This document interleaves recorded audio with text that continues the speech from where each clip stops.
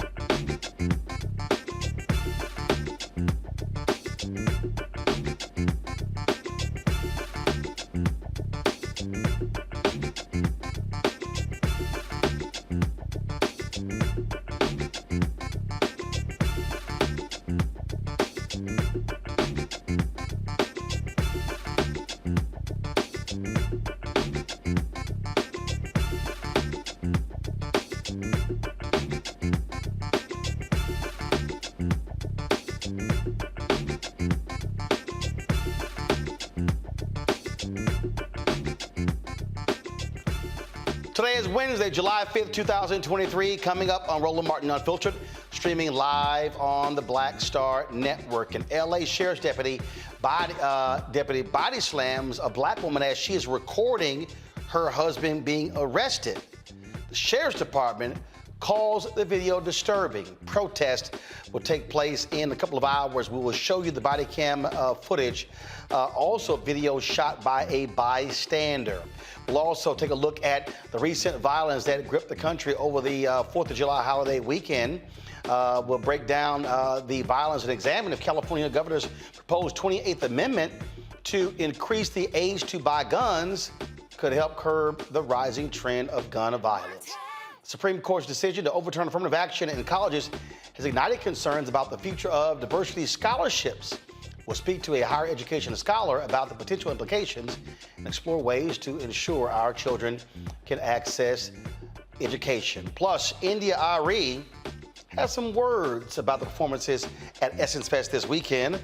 Speaking about Janelle Monae and Meg Thee Stallion, we'll show you what she has to say. Also, take your phone calls about what she called and others degrading the culture. It's time to bring the funk. I'm Roland Martin Unfiltered on the Black Star Network. Let's go. He's got it. Whatever the miss, he's on it.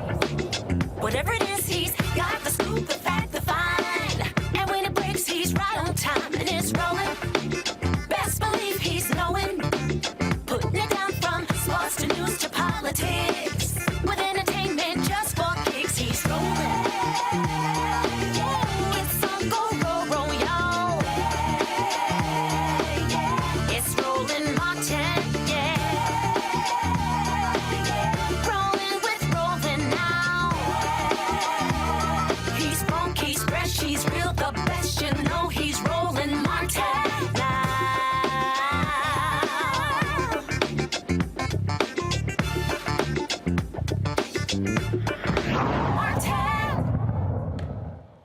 Folks, in California, 2 Los Angeles County Sheriff's deputies are under investigation after a video shows the officers violently detaining a black couple. Now, the officers responded to a report of a robbery at a store in Lancaster on June 24th. An elderly black couple, matching the description of the suspects, was waiting outside the store when the first deputy arrived.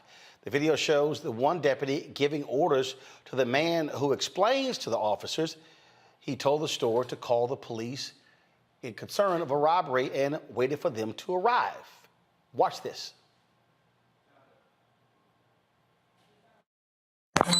Get on the ground, dude.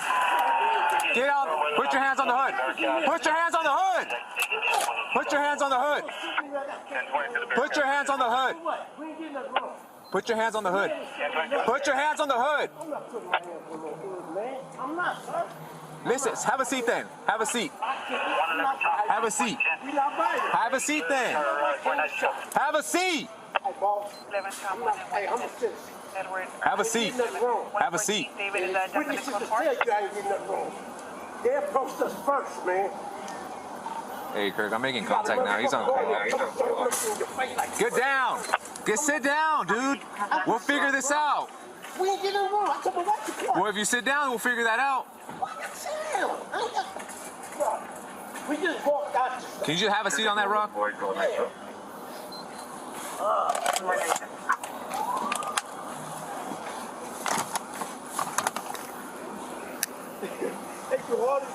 I told him to call the police, bro. All right, just chill out.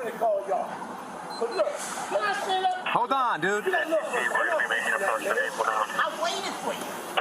I could have took over and get over. Hey, Kirk, this is a mound and the female's going to be in the I stand car. up with my cake, sir. Just have a seat, dude. The dude was talking crazy, man. What's going on, dude? He got the camera, bro.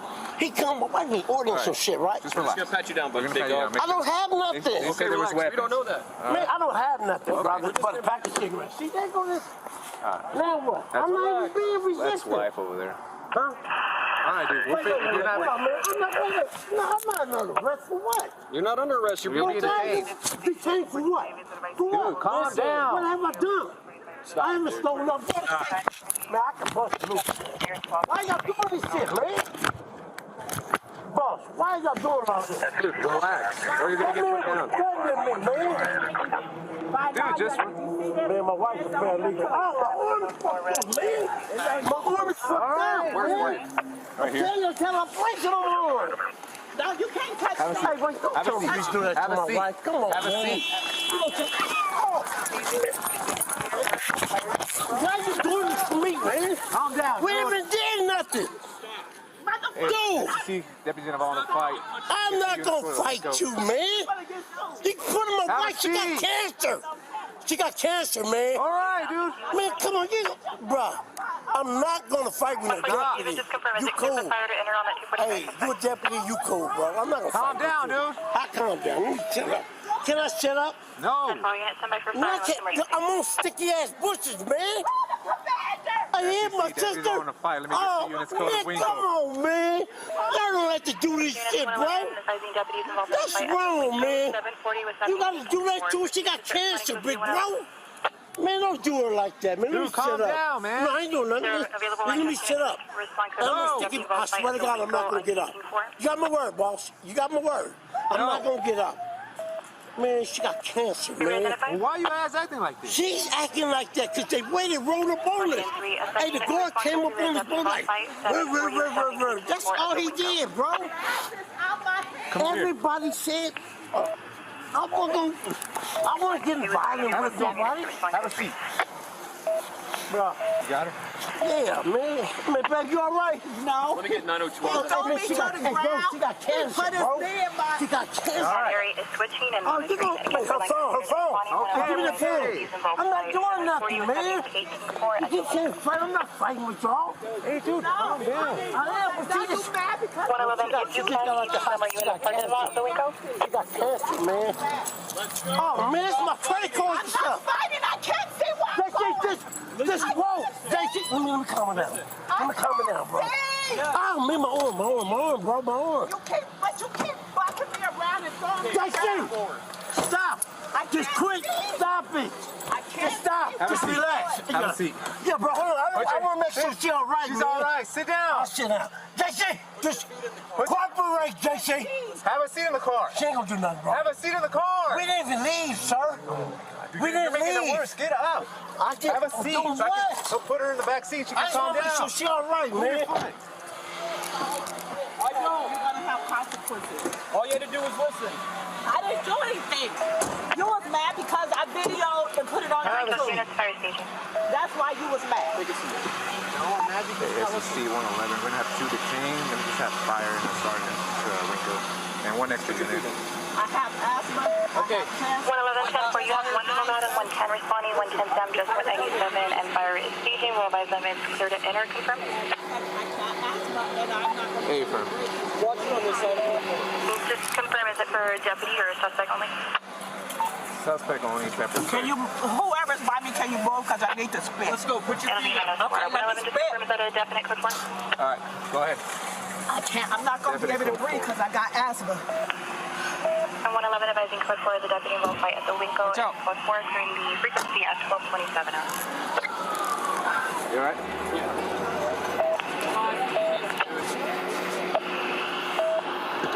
Now, this next video is from the body camera of the second deputy who arrived on the scene. He is the one who violently attacked the black woman who was recording the incident.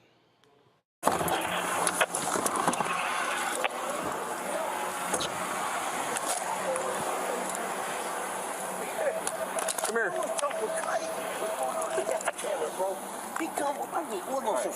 We're just gonna pat you down, buddy, big dog. I don't have nothing. Okay, relax. We don't know that. Man, I don't have nothing. Okay, we're just gonna pack a cigarette. See, there go this.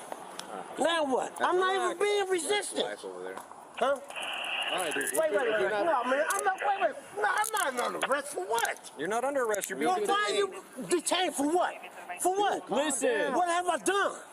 I haven't stolen up. Brother, man, I can bust loose. Why y'all doing this shit, man? Boss, why y'all doing all this? Dude, relax. Or you're gonna That get put man down. was threatening me, man. Dude, just... Man, my wife's a paralegal. Oh, my arm is fucked up, man. My arm is fucked up, man. I'm telling you, I tell her, place it on my arm.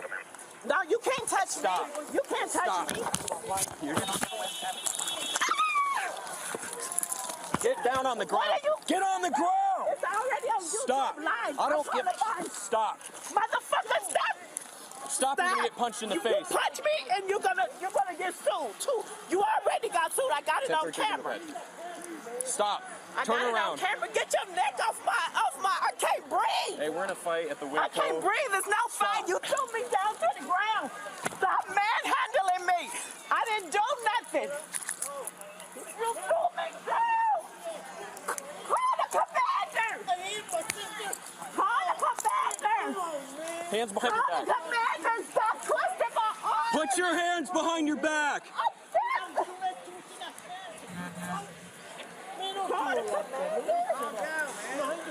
Stop. Commander, I'm not doing anything. Call the commander. Call the commander. Give me your hand. Give me your hand. I got my prescription glasses. I don't care. Eye surgery. Put your hand behind your back. Wait a minute, let me get my You're gonna get sprayed again. glasses out my hand.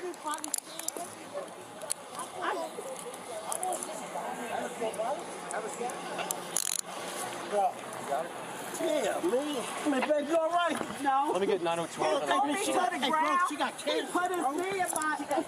Get up. I can't see anything. Why are you manhandling me? Because you were being detained. Now you mad because I put it on YouTube Live and they saying everything. Let's go. That's why you mad. Let's go. Stop fighting. I'm not fighting. I can't see my... All right, so here's what's crazy. The unarmed couple, they were cited and released. The sheriff's department did not release what the citations were for. Both officers, who have not been identified, were pulled off of field duty. LA County Sheriff's Office, the sheriff released, first of all, explaining why the body camera videos were released. The Los Angeles County Sheriff's Department has opened an investigation into this incident. While the department does not make statements related to ongoing investigations, Sheriff Luna has made it clear that he expects department personnel to treat all members of the public with dignity and respect, and that personnel who do not uphold our training standards will be held accountable. In the interest of transparency with our community, the Sheriff's Department is releasing body-worn camera video from the incident.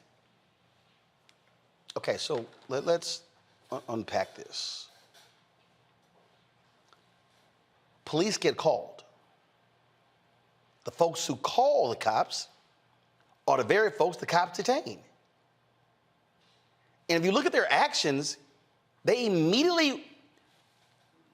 How do you arrive on a scene but don't actually do any sort of investigation?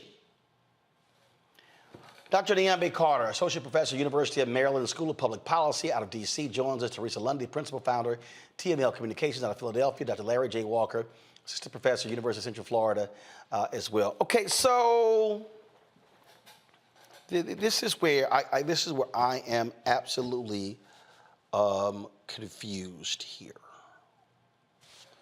So if I'm the cops and I get a call from the store, I would think, Nyambe, and I want y'all to go back to the beginning of the video,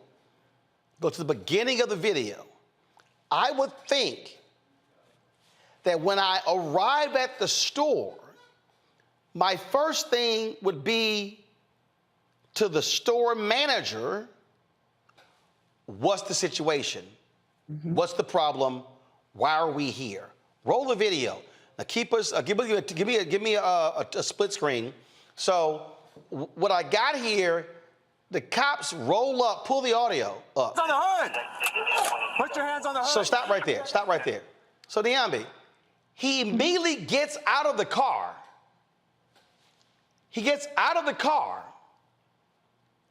And he starts talking to the man, and he hasn't even determined what's going on. Am I the one who think this is crazy? Absolutely not. It's a black face in the vicinity, and they just went to the first person that they thought had committed a crime. I mean, didn't de-escalate, like you said, didn't ask a question, didn't do anything, immediately starts ordering this man to put his hands on the hood and treating him like a criminal with no information. There were probably hundreds of people in that parking lot, in that vicinity at that time, yet all he saw was a black face, and he immediately goes to, all of these procedures that would seem to affect an arrest. And of course, if you're a person who's done nothing and said, I told them to call the police, I waited for you all, he's telling them this, and you still are talking about put your hands on the hood, sit on the curb, do all of these things that would make you a suspect, you're right, you're going to get people who are upset, who are going to have, their cockles raised because they're like, wait a minute, you're not about to arrest me. You're not about to take me down and treat me like a criminal. And that's exactly what happened here. And as you noted, they pepper sprayed these people and then they cite them and release them because they knew these people hadn't done anything. But I think at this point, they had gone too far down the rabbit hole and felt like they had to make a show of force. They had to do something to justify why they treated these lawful citizens like trash, essentially. No one should be treated this way. I'm sitting here, Teresa, again, go back to the beginning of the video, y'all. Again, let me be real clear. They get a phone call. There's a black couple. They roll up, and the first black couple they see, gotta be them. And you're basing this off of a phone call. You don't know who called. You don't know the story. You have no information. So I'm just trying to understand how, if you're the cop, how do you just roll up? Again, turn the audio up. Get on the ground, dude. Get out. Put your hands on the hood. Put your hands on the hood. Put your hands on the hood. Put your hands on the hood. Put your hands on the hood. Put your hands on the hood. Listen, have a seat then. Have a seat. Have a seat. Have a seat then. Have a seat. Have a seat. Have a seat. They approached us first, man. Hey, Kirk, I'm making contact now. He's on the call. Now hit Get pause. down. Hit Sit pause. down, dude. Hit pause. Now, Teresa, if you were standing outside of a store and a cop rolls up and the first words are, put your hands on the hood. For what? That is the natural reaction of somebody innocent. For what? You just roll up and just start barking out orders for no reason whatsoever? As my sister said, we black people has always been seen as the aggressor instead of someone, that is a citizen, that is paying taxes, that is just an equal part of society. And so when we still are continually having these issues where we're not being treated fairly, we're not being seen as a human being, these are the issues that are happening continuously, and why protests, why racial equity trainings, why DEIs are still happening all across the country is because we have these police officers that are either new, undertrained, or feel like that they have more power than those individuals who actually live in that community. So it's unfortunate that, again, we're still seeing, even 50-year-olds, they look like 50 plus, husband and wife, and she's literally recording, trying to make sure that her husband is good so it doesn't go to a next level. But you have the officers who's not even particularly interested in the situation at hand, not going into the store, not doing their part as police officers, which a part of that is investigating the situation before we put handcuffs on. But again, if we're only seen as the aggressor and someone, that, again, just because of the color of our skin, we promote fear, which it shouldn't be as such, because we're not the aggressor. We're the ones going in and out of a store trying to get home to our destination. Here's the thing right here, Larry. Go to my iPad, please. Go to my iPad. This is the LA Times story. Lancaster Sheriff Station deputies responded to a reported progress robbery at a Winco Foods grocery store when they encountered a man and a woman who matched the description of the suspects given by store security guards on the 911 call. So, Larry, here's what I want to hear. I want to hear the 911 call. I want to hear that they say an elderly black man and black woman. I want to hear that they say the black woman had black jeans on, the color of shirt that she had on. That's what I want to hear. Because if the description was black man, black woman, any black man or black woman in that parking lot was automatically a suspect. Roland, this is another example of criminalization of black bodies. We talk about it on your show all the time. It's ongoing. It's been happening for years. And first of all, it breaks my heart to watch this video to see how both of those, citizens are treated by law enforcement. But this is an ongoing situation. So obviously there's going to be, an investigation. There certainly will be a lawsuit. But I think what's really important is that these individuals, these law officers, once the investigation is complete, we can't simply say they should be suspended. If you're treating citizens like this, then you shouldn't be a member of law enforcement. And it's important, once again, of course, we talk about there's going to be black folks that are going to, come together and ensure that these individuals are going to be held accountable. But we can't have them just get a slap on the hand and then a year or 2, 3 years down the line, there's another more violent encounter, perhaps in loss of life, with one or both of these law enforcement officers. But we can't, and as black folks, we're just sick and tired of watching these videos. We're also tired of being assumed to be guilty of something when, as you said, simply sometimes, whether we're walking in the mall, walking outside, in our cars, wherever we are, there's always an assumption of guilt before gathering all the information. As you said, he should have talked to someone from the store to gather more information, to figure out what was going on, and then had a very peaceful conversation, normal conversation with this gentleman if necessary. But to ask him immediately to accuse him and be accusatory and suggest automatically that he was the individual that's been accused of whatever crime they thought was committed is unnecessary. You add in the age, and that he also highlighted his wife has cancer, and that the other law enforcement officer pepper sprayed her and threw her to the ground. That individual, that law enforcement officer, should not be allowed to carry a badge and a gun anymore, because we can't continue to allow this to happen. And I need people to understand, this is real simple. Imagine if those cops got the call that it was a robbery, got out of their car, guns drawn. Those folks could have been shot. Absolutely. This right here, folks, is when we talk about, well, this is a problem. Hold tight 1 second. I got to go to a break. When we come back, more on Roland Martin Unfiltered right here on the Black Star Network. We will talk about so many other stories. First and foremost, Arie, boy, she had a lot to say about Essence Fest this weekend. Also, mass shootings took place all across the country on July 4th. What in the heck is going on? Plus, we'll talk about how Republicans now want to get rid of minority scholarships. What did I tell y'all in my book?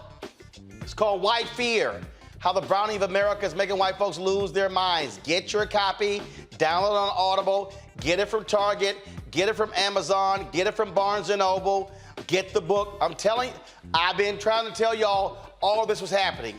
People told me, other networks with white producers have said, oh, no, we don't like your title. Well, everything that keeps happening, I told you it was going to happen. Be sure to get that. Download the Black Star Network app, Apple phone, Android phone, Apple TV, Android TV, Roku, Amazon Fire TV, Xbox One, Samsung Smart TV. Join our Bring the Funk fan club, of course, by sending a check and money orders, P.O. Box 57196, Washington, D.C. 20037-0196. Cash App, $RM Unfiltered. PayPal or Martin Unfiltered. Venmo is RM Unfiltered. Zelle, Roland at RolandSMartin.com, Roland at RolandMartinUnfiltered.com. We'll be right back. Hatred on the streets, a horrific scene, a white nationalist rally that descended into deadly violence. White people are losing their damn minds. As an angry pro-Trump mob storms the U.S. Capitol, we've seen shooting. We're about to see the rise of what I call white minority resistance. We have seen white folks in this country who simply cannot tolerate black folks voting. I think what we're seeing is the inevitable result of violent denial. This is part of American history. Every time that people of color have made progress, whether real or symbolic, there has been what Carol Anderson at Emory University calls white rage as a backlash. This is the rise of the Proud Boys and the Boogaloo Boys. America, there's going to be more of this. Here's all the Proud Boys, guys. This country is getting increasingly racist in its behaviors and its attitudes because of the fear of white people. The fear that they're taking our jobs, they're taking our resources, they're taking our women. This is white fear.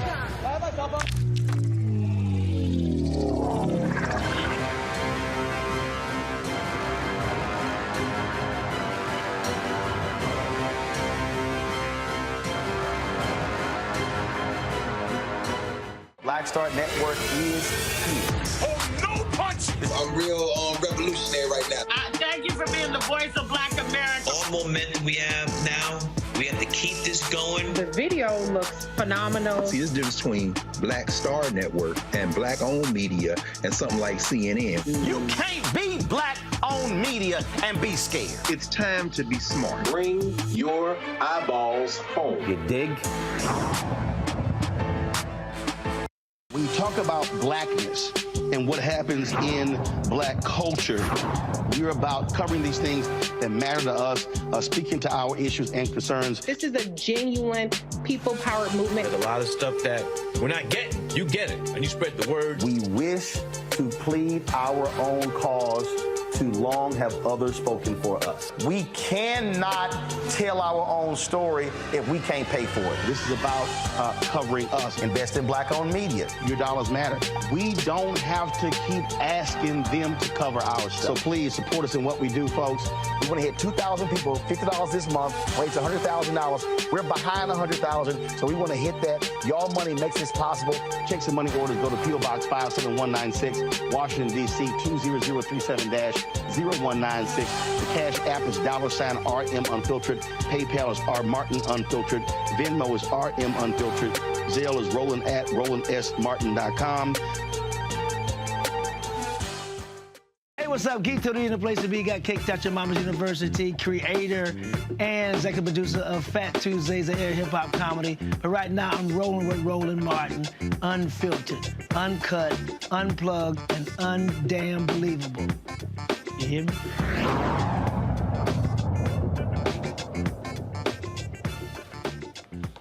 All right, folks, 2023 is on track to becoming the deadliest year for mass shootings in U.S. history. That's according to the Gun Violence Archive, who's been tracking this data since 2014.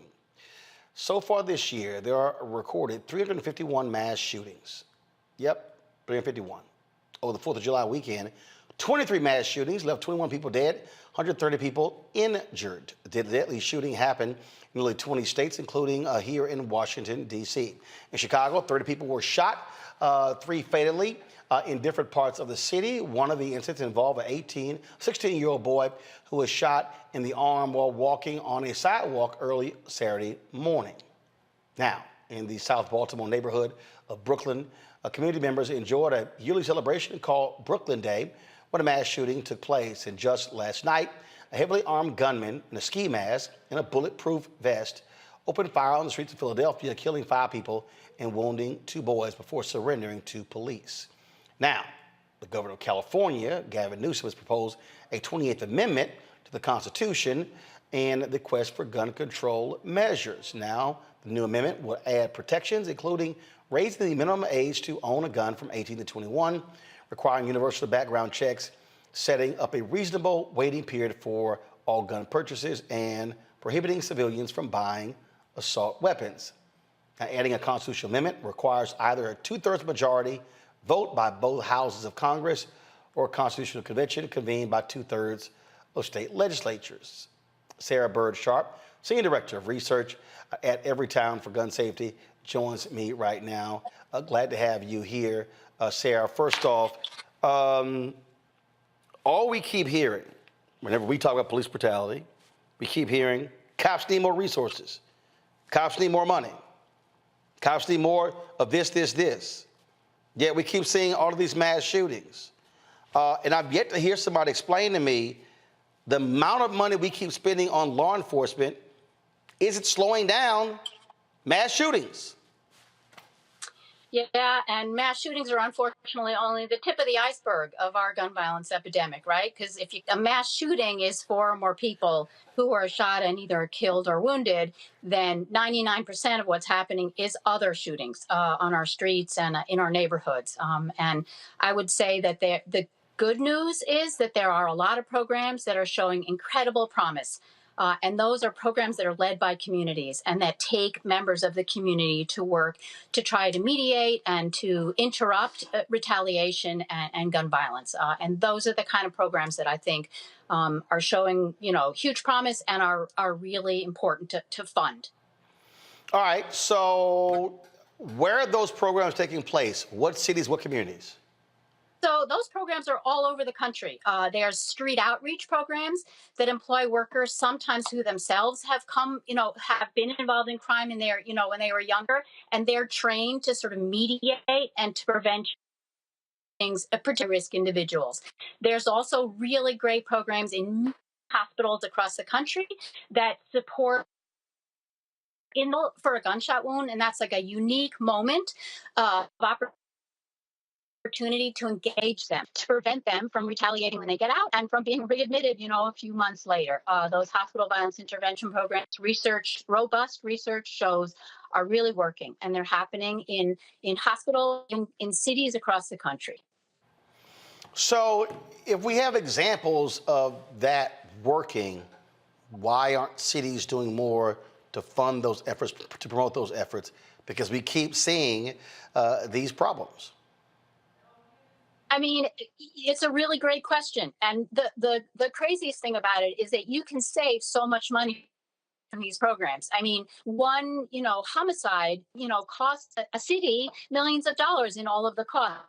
And yet one summer employment program that takes a kid who would otherwise be sort of unmoved, have any structure in their day, and gives them, mentorship and training job for the summer is, $3,000 or so. It's a really, really important ask, and we strongly support these programs, and we are doing research to study them, to understand, why they work and where they work best. Let's talk about this amendment Gavin Newsom is proposing. I mean, look, we've got so many red states. I get the point. We can't even get that bill through Congress. How in the hell are we going to get 2/3 of the House and the Senate and then get the states to ratify it?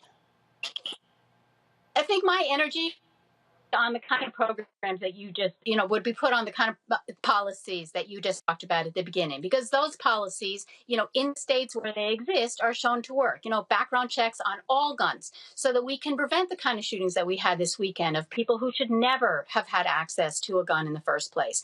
Background checks are, in a bunch of states, and in those states, research shows that they work. The other one that you mentioned, really important, is the minimum age, right? In a number of states in this country, you can, when you're 18, buy a long gun, including an assault weapon. How does that contribute to public safety how could that possibly contribute to public safety in our communities? Well, you're absolutely right. And again, I just think, I get his point, but I think a 20th Amendment is a long shot in this country. It's been a long time since we actually added a constitutional amendment. Came very close in the late 1960s, but that is simply so difficult. I think, frankly, it's a lot easier if you change the makeup of the House and the Senate to actually get these actually bills through.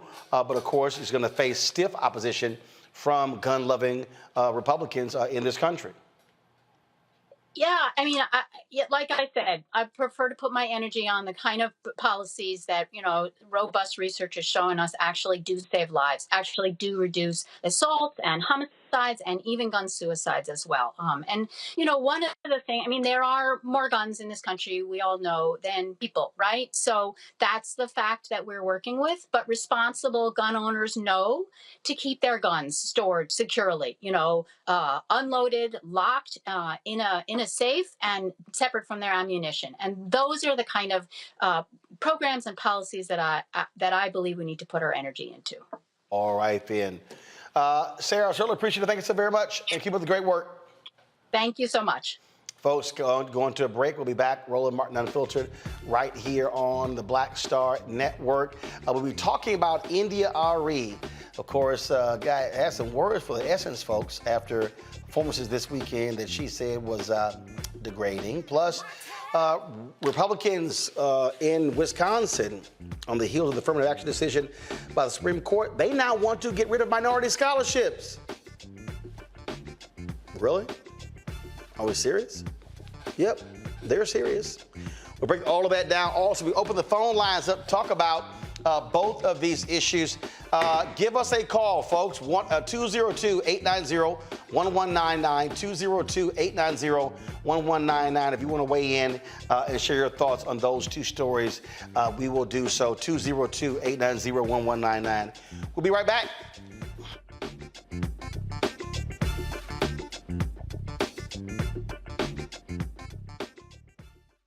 My early days on the road, I've learned, well, first of all, as a musician, I studied not only piano, but I was also drummer and percussion. I was all city percussion as well, so I was one of the best in the city on percussion. There you go. Also studied trumpet, cello, violin, and bass, and any other instrument I could get my hand on. And with that study, I learned again what was for me. I learned what it meant to do what the instruments in the orchestra meant to each other in the relationships. Right. So that prepared me to be a leader. That prepared me to lead orchestras and to conduct orchestras. That prepared me to know to be a leader of men, they have to respect you and know that you know the music. You have to be the teacher of the music. You have to know the music better than anybody. There you go. Right, so you can't walk in unprepared.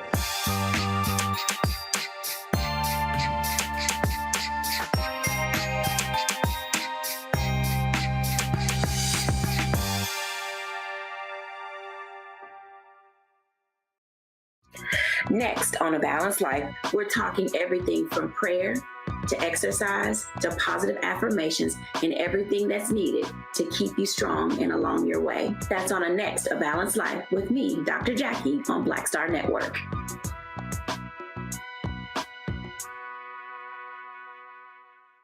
Bruce Smith, creator and executive producer of The Proud Family, Louder and Prouder, and you're watching Roland Martin Unfiltered.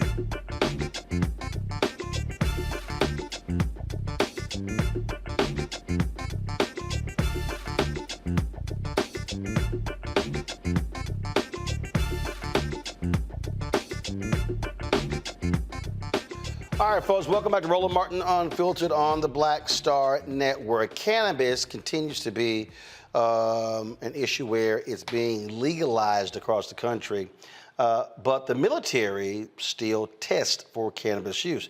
Matt Gaetz, Congressman from Florida, he wants that to stop. It was proposed in the National Defense Authorization Act. He contends that with the increasing number of recruits who test positive for marijuana use, that, you know what, it's time to change this.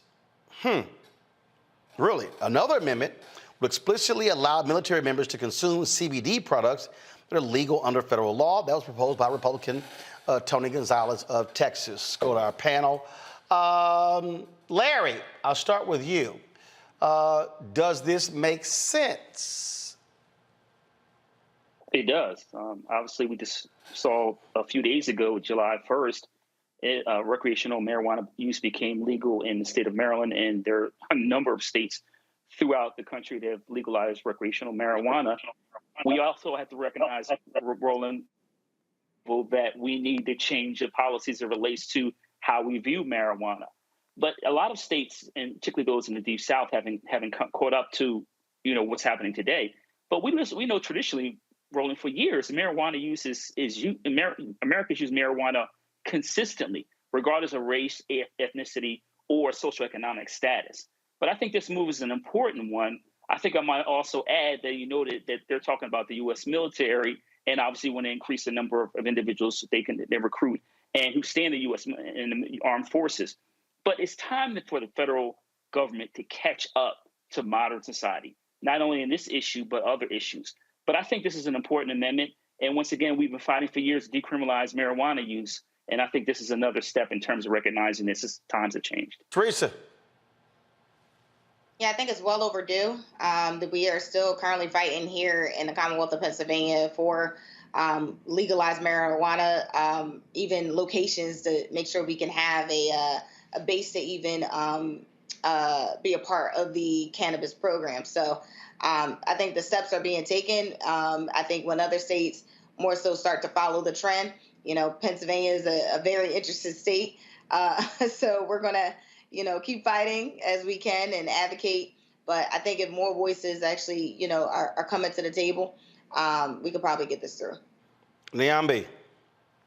Well, I think we really need to listen to the service members here. I mean, they're the ones who are directly impacted by this. They're the ones who get in trouble for this. I do think we have to accept the fact that people are different now. Attitudes about marijuana are different now. And the service people that they're trying to recruit are coming from states most of the time that have already legalized marijuana and have very different attitudes about the drug.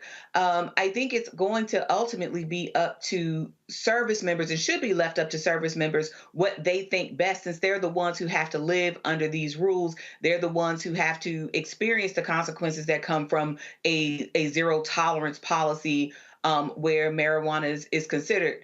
Alcohol is not illegal, and I think many will offer that marijuana is probably not as dangerous or lethal as alcohol. So I think the military is going to probably have to reckon with this if they want to continue to be able to recruit, quite frankly. Interesting point. We'll see what happens there. Let's talk about New York, where Yusef Salaam, one of the Central Park Five, who was later exonerated, is now headed to the New York City Council. He's now being declared the winner. It was a very tight race there in New York, but again, he is now being declared the winner of the Harlem City Council primary. That is a huge move there. Of course, generated lots of attention. 1989, when he and several others were arrested in the case that attracted national attention. Now, of course, winning the primary, now moved to the general election, and pretty much is guaranteed to win that Democratic seat. I think right there, Teresa, it says a lot to have someone like Yusef Salaam, who is going to be operating in a public policy position. for him to win, and now gets to, and this is the same person where the city council and Bloomberg fought like crazy, Mayor Bloomberg, but they actually had to pay that big settlement to them. He now is going to be in a position to have an impact on public policy, especially when it comes to police. Yusuf is an example of what we should be looking for in our leaders. You know, he's not an advocate, he's actually a victim of the system. And so him even, understanding that the amount of issues and turmoil that he had to endure for 5 years, or, many years, I don't remember the number count, but for many years that he had to deal with prison, he had a very good understanding of what the lay of the land is inside. He could have went to law school, probably did, not sure. But whatever he did, he understood the system. The people love him. That it's not just the story. It's about what you do after the story is told. But he didn't allow the criminal justice system to really define his life. And I think that's probably, more so the staple of why, a candidate like him, fresh, anointed by the people, you could say, is someone that, you want to look to in terms of leadership, in terms of paving the way so other men and young boys, I think at the time he was young, so young boys don't go through the same issues and trauma that he went through over time. And so, again, if we can get, I'm all for the advocates, but if we can get somebody, who with that same mindset, who's really talking about change, to understand it from inside and out, then I think you can really govern not only a city, but, maybe a country one day. Absolutely. Niambi, your thoughts about him again now headed to the city council? Yeah, I mean, listen, that's a feat anywhere. I mean, New York has such a really complicated, incestuous political system. The fact that he was able to penetrate and be successful in one of the biggest cities, in one of the most consequential places anywhere, I think is huge. I think it is also speaking to the appetite of New Yorkers for probably a transformative leader. I mean, I don't know what else he wants to do post city council, but we certainly know this is one route to more leadership and bigger opportunities. But I mean, the city has been crying out from mayor to mayor, whether we're talking about from Giuliani to de Blasio and to now Eric Adams, for better representation of Black people in that city, to not have someone simply tell them, you get more police and we're going to give the police more overtime, but yet we still have housing concerns in that city, right? NYCHA has been under review, under investigation for many months. So you still have poor people in that city can't find any place decent to live, even from the city. We're talking about people who don't have access to market rate homes, right, because of the way that works. And so I think his election is speaking to not only the sort of criminal justice reform, but also the real lived concerns of the citizens of Harlem and the folks who are living in New York writ large. So I am really excited to see what he does with this city council seat, but also how he might bring others into the political process that might have decided they didn't want any parts of it. The thing here, Larry, first of all, go to my iPad. This is the results. They had ranked choice voting, and so they had to finish the tabulation. Larry, Yousef got 63.8% of the vote. Inez Dickens got 36.2%. I mean, this is significant. And again, he now moves towards the Journal. It's a Democratic seat there in Harlem, so he pretty much guaranteed to win. Roland, I posted this on social media last week. Congratulations, Dr. Salam. This is quite an accomplishment. My colleague talked about New York City politics. I work for a former New York City congressman and know how tough that environment is to win at any level. But like I said, congratulations. I think it's also important to highlight, in part, him being part of the exonerated five and how we deal with issues relating to law enforcement, particularly in New York City. Roland, I just saw a stat that highlighted over the first couple of months in New York City that police chases have increased by like 600%. So someone like Dr. Salam, who's been, it's like to be criminalized and put in jail for a crime he didn't commit, understands that and can fight for the kind of reform that we continue to see not only in New York City, but also other parts of the country. Lastly, Roland, another point I want to make is let's not forget Donald Trump's involvement and forget that ad he took out calling for the death penalty for the exonerated five. So it's interesting in terms of two politicians, Donald Trump and Dr. Salam, in terms of the trajectory of their lives. But once again, I want to congratulate him. This is an incredible accomplishment considering all the barriers he had to overcome. Absolutely. And I also think it's important for people to understand that it is, again, one thing for folks to complain about public policy. It's another when folks decide to actually run, to get involved in elections, in public policy. I say this all the time. You can't talk about you want to demand changes in public policy if you don't change the politicians. That kind of goes hand in hand, Niambi. Oh, absolutely. And I think, New York is one of those places because it is so hard to break through. You see the same people over and over and over again. I think it's also important to note how that victory, you look at the margins, they're large, but how few people actually showed up to vote in this election, which also tells you how much people have sort of defected from the process and how much they stay out. I mean, people really don't pay attention to these local elections, but these are the kind of elections that matter. If you care about zoning, if you care about potholes, if you care about trash pickup, you care about having your streets clean, these are the elections that really, really matter. So I think him being there hopefully will be able to bring in not just fresh blood, but a new way of thinking about how business is conducted in that city. He certainly can't do it alone. I mean, the New York City Council is huge. I mean, there are over 50 members, but at least I think him being there can perhaps be a clarion call to other people who think they're too young or don't have enough experience, that they can actually become leaders in this city, and not just through what happened to them because of the tragedy, but because of how they use their life as an example, wherever they may find themselves situated. All right, hold tight 1 second. We come back. We'll talk Republicans wanting now in Wisconsin now wanting to get rid of minority scholarships. Don't think for a second it will be the only state. You're watching Roland Martin Unfiltered on the Black Star Network. Download the Black Star Network app, Apple phone, Android phone, Apple TV, Android TV, Roku, Amazon Fire TV, Xbox One, Samsung Smart TV. Also, folks, we want you to support us in what we do. Your dollars matter. When you give to us, it allows for us to be able to do the work that we do that nobody else is doing. So many people stopped me when I was in New Orleans for Essence, talking about how they enjoy the show, how important it is.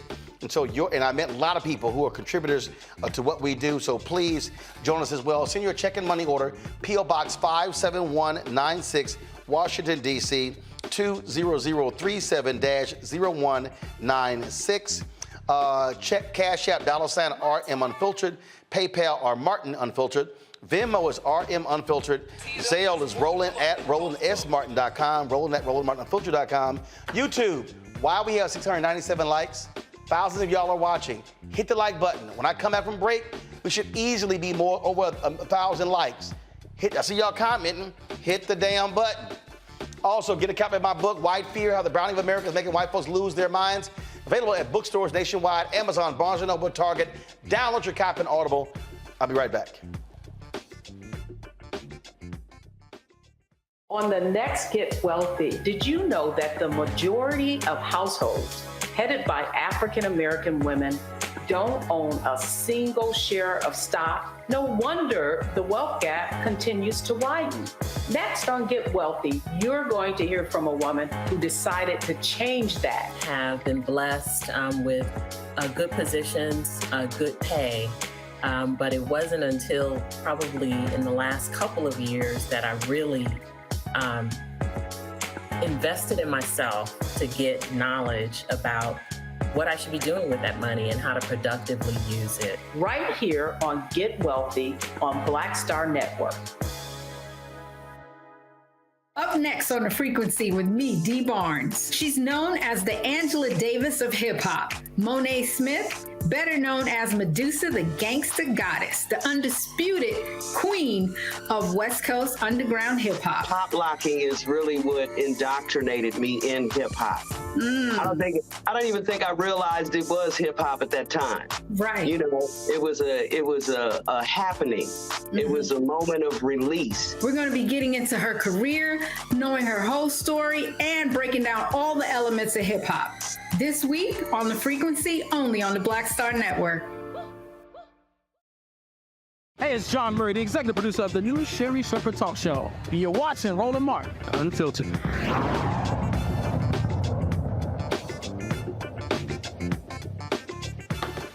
Now, I told y'all what was going to happen. I told y'all 9 years ago, 2009, 14 years ago, how white fear was driving public policy. All these folks scared about black and brown people. Supreme Court last week came down with a decision ending the use of race in college admissions. What do you think happened next? Republicans said, oh, now, no use of race in college admissions. Let's get rid of minority scholarships. That's right. The Speaker of the House in Wisconsin threw this out there. He's the State Assembly Republican Speaker, Robin Vos, suggested he'll move to ban grants designated for minority undergraduate students in Wisconsin. He responded to a tweet claiming a minority scholarship program designated for students who are Black, Indigenous, Hispanic, or Laotian, Vietnamese, or Cambodian descent amounted to discrimination. He said, we're reviewing the decision and will introduce legislation to correct the discriminatory laws on the books and pass repeals in the fall. Education scholar Dr. Mary McConnor, owner and founder of Inclusive Excellence Consulting and hire from Memphis, joins us right now. So, all right, look, this is real simple, Mary, and I keep trying to explain to people what was going to come down, how this thing was going to unfold.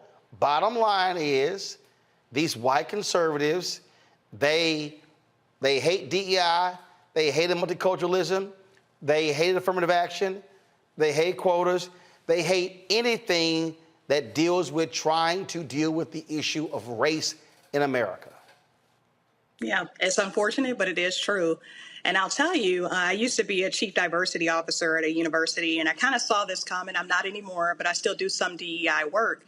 And when I saw what was happening in Florida with the DEI bans and what happened in Texas, I knew, I was like, okay, they're gaining some momentum here. And, once SCOTUS, made that decision about race-conscious admissions based on affirmative action, I knew, I was like, okay, this is giving them a lot of momentum to say, okay, let's look at everything.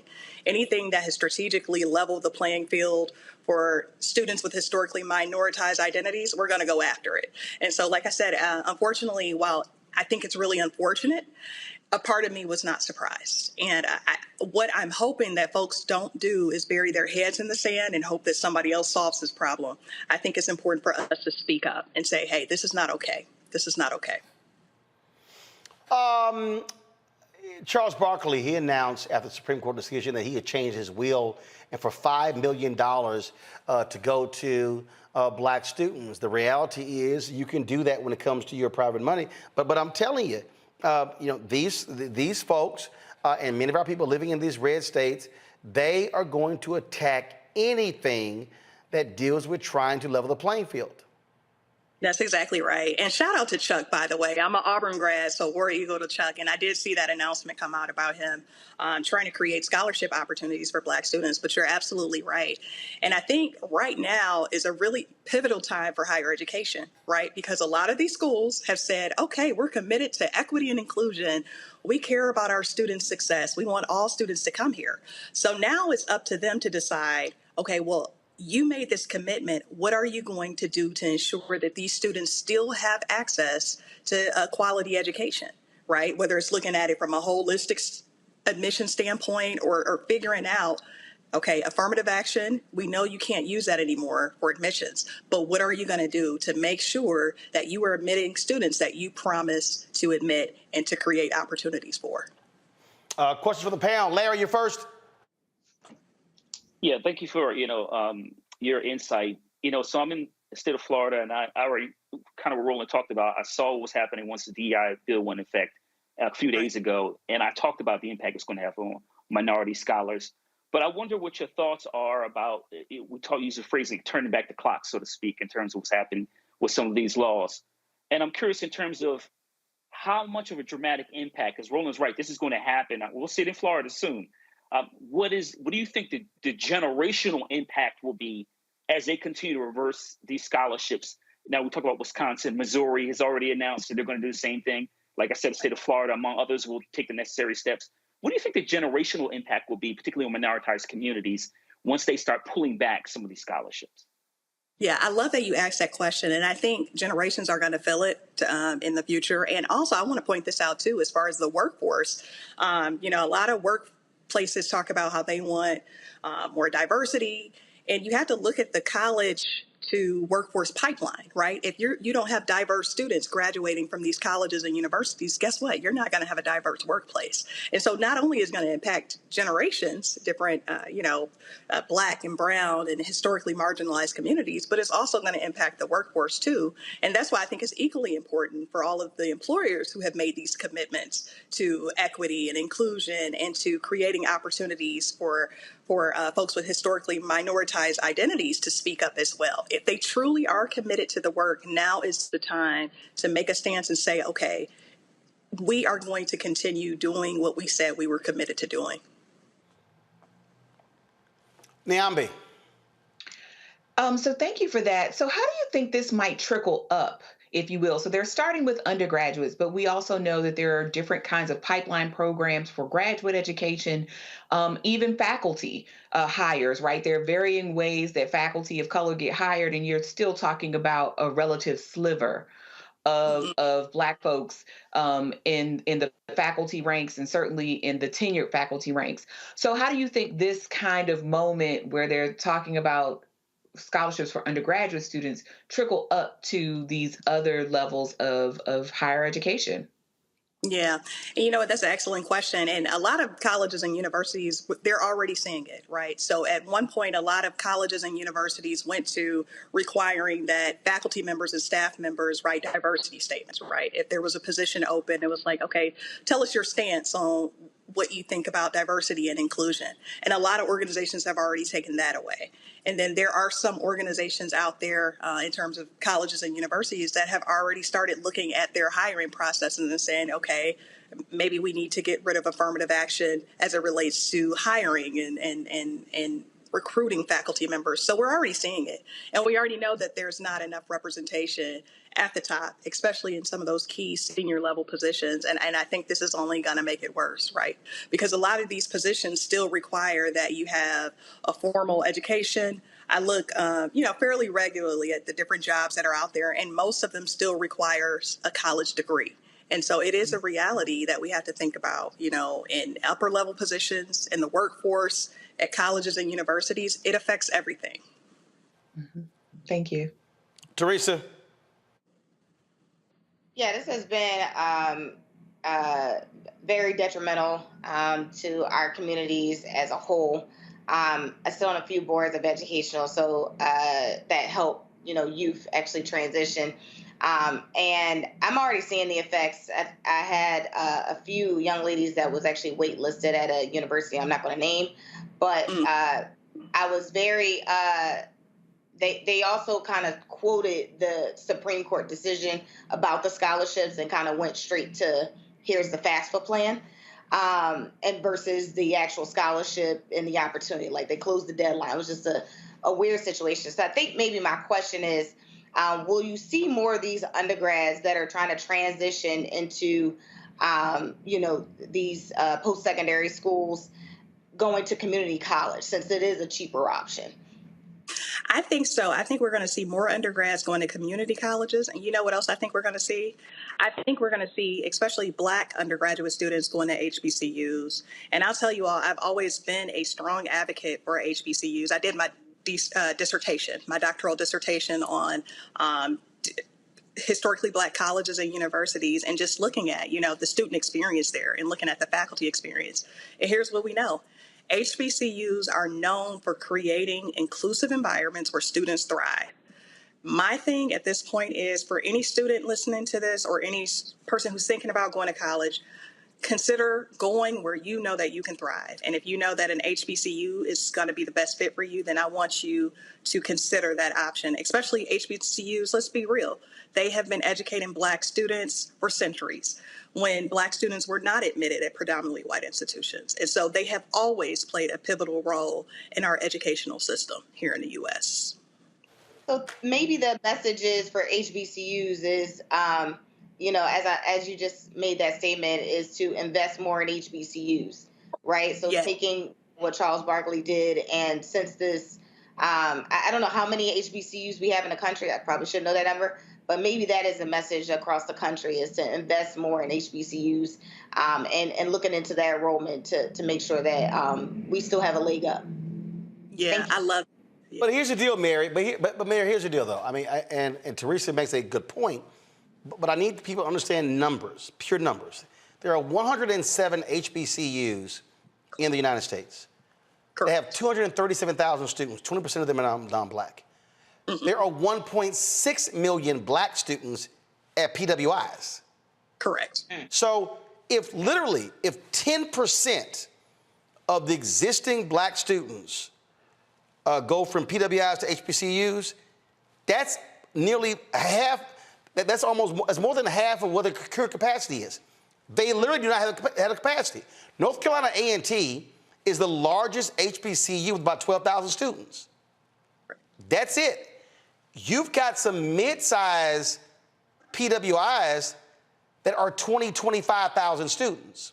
So when we talk about, again, this shift, we're talking about a shift that's going to require hundreds of millions of dollars, billions of dollars, buildings, dormitories, housing, and that's not going to happen overnight. And so I just want people to understand what the numbers actually look like. I think what happens a lot is when we talk about HBCUs, I think a lot of us actually think they're larger than they actually are. Yeah. Now, I hear what you're saying, but I still think that HBCUs play a pivotal role when it comes to education. And I do want to go back and say that predominantly white institutions, there are several predominantly white institutions out there that are truly committed to the work, because I've seen it. I've worked in the space. I've worked as a consultant with different institutions. So I'm not saying that every black student should just abandon a PWI tomorrow, like get up and leave. But what I am saying is that if you find that there are institutions out there that are more committed to seeing you succeed than others, then consider that option.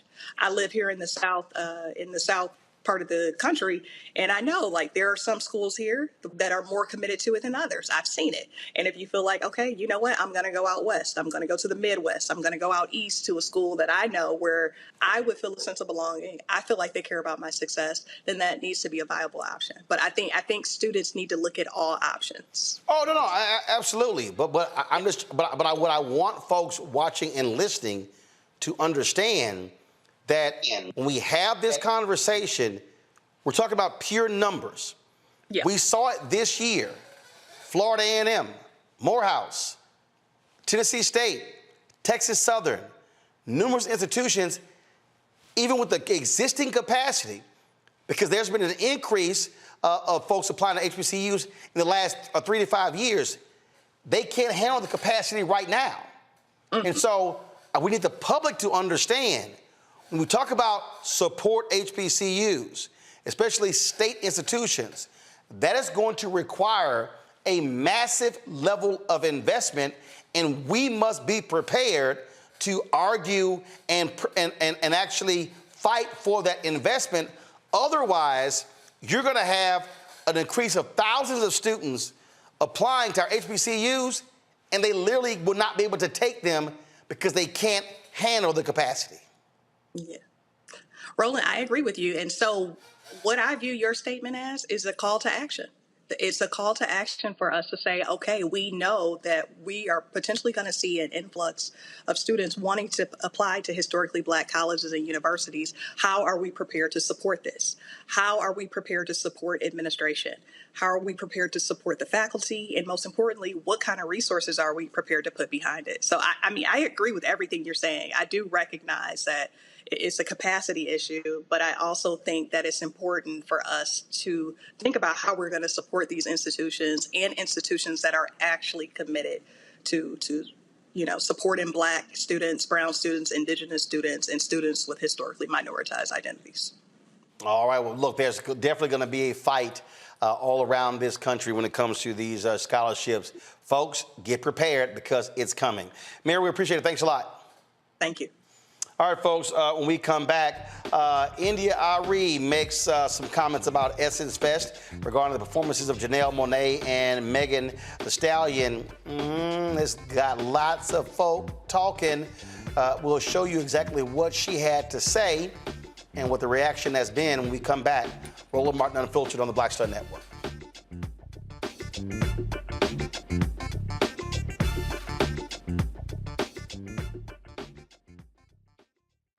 Next on the Black Table with me, Greg Carr. Succession. We're hearing that word pop up a lot these days as our country continues to fracture and divide. But did you know that that idea, essentially a breaking up of the USA, has been part of the public debate since long before and long after the Civil War, right up to today? On our next show, you'll meet Richard Crichton, the author of this book, who says breaking up this great experiment called America might not be such a bad thing. That's on the next Black Table, right here on the Black Star Network. I'm Faraji Muhammad, live from LA. And this is The Culture. The Culture is a two-way conversation. You and me. We talk about the stories, politics, the good, the bad, and the downright ugly. So join our community every day at 3 p.m. Eastern and let your voice be heard. Hey, we're all in this together. So let's talk about it and see what kind of trouble we can get into. It's The Culture, weekdays at 3, only on the Black Star Network. Me, Sherry Shepard with Sammy Roman. I'm Dr. Robin B., pharmacist and fitness coach, and you're watching Roland Martin Unfiltered.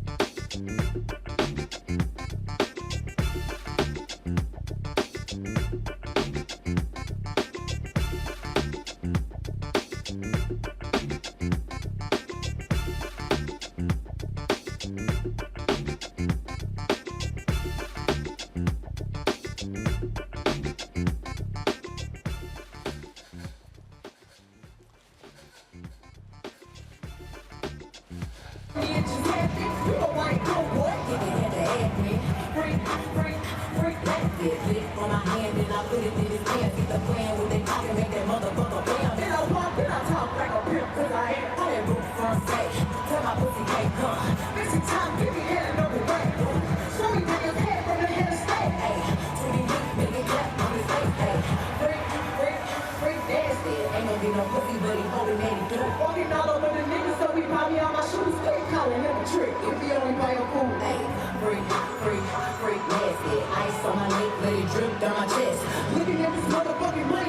Well, the Hot Girls were in full effect at Essence Fest this weekend. Meg Thee Stallion closed out the festival on Sunday.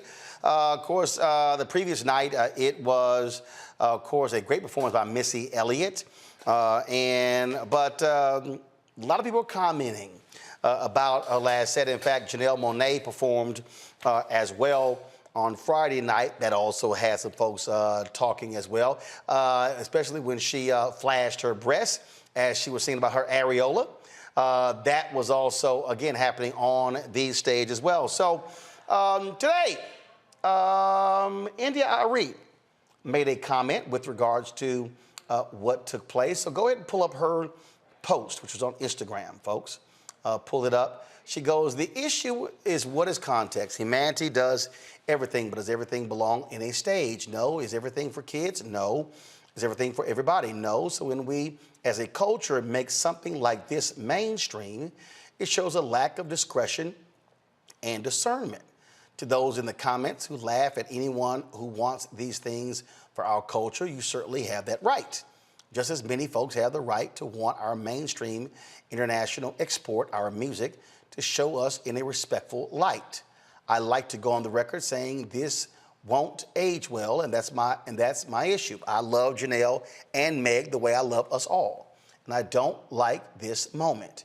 Don't bother debating me, LOL. She said, I do this for 25 years.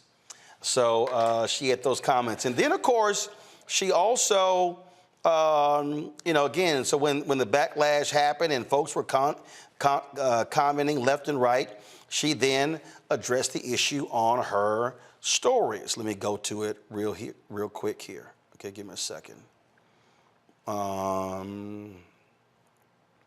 And so if you go to my iPad, please. So she posted this. So this is happening today. Then she posted, I hate defending simple logic, so I'm going to just say this. This is not an issue with any of my sisters, period. I'm an old school, long-time affirming voice for women. My record speaks for itself. I love humanity, even in all this bullshit, LOL. And all I'm saying is context matters. Debate that if you want, LOL, but I said what I said. And why did I say it? Because just like everyone else, I'm entitled to my option, but also I do this work my whole adult life. The work of uplifting and loving and affirming and supporting the wellness of black women and all people at large. How effective I was, I guess depends on who you ask. For 20 plus years, I ran 100 miles an hour at all times in the name of healing. So when I see something that sparks my personal mission, I speak. There's not scandal here, just one woman's opinion. But what I would never allow is for anyone to paint me as a person who would use other women for kindling in the burning down of the patriarchy. No, no, no, no. I love all female artists because I know firsthand how hard it is to be one. I've released 8 albums and have myself played the Essence main stage 6 times. What I see here is the mainstreaming of cults that, in my honest opinion, should be adult-only entertainment. And I've been saying this same thing for over 20 years. Why?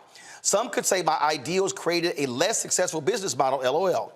But I stand by them because my gut tells me to. So much more to say, but I don't feel like it.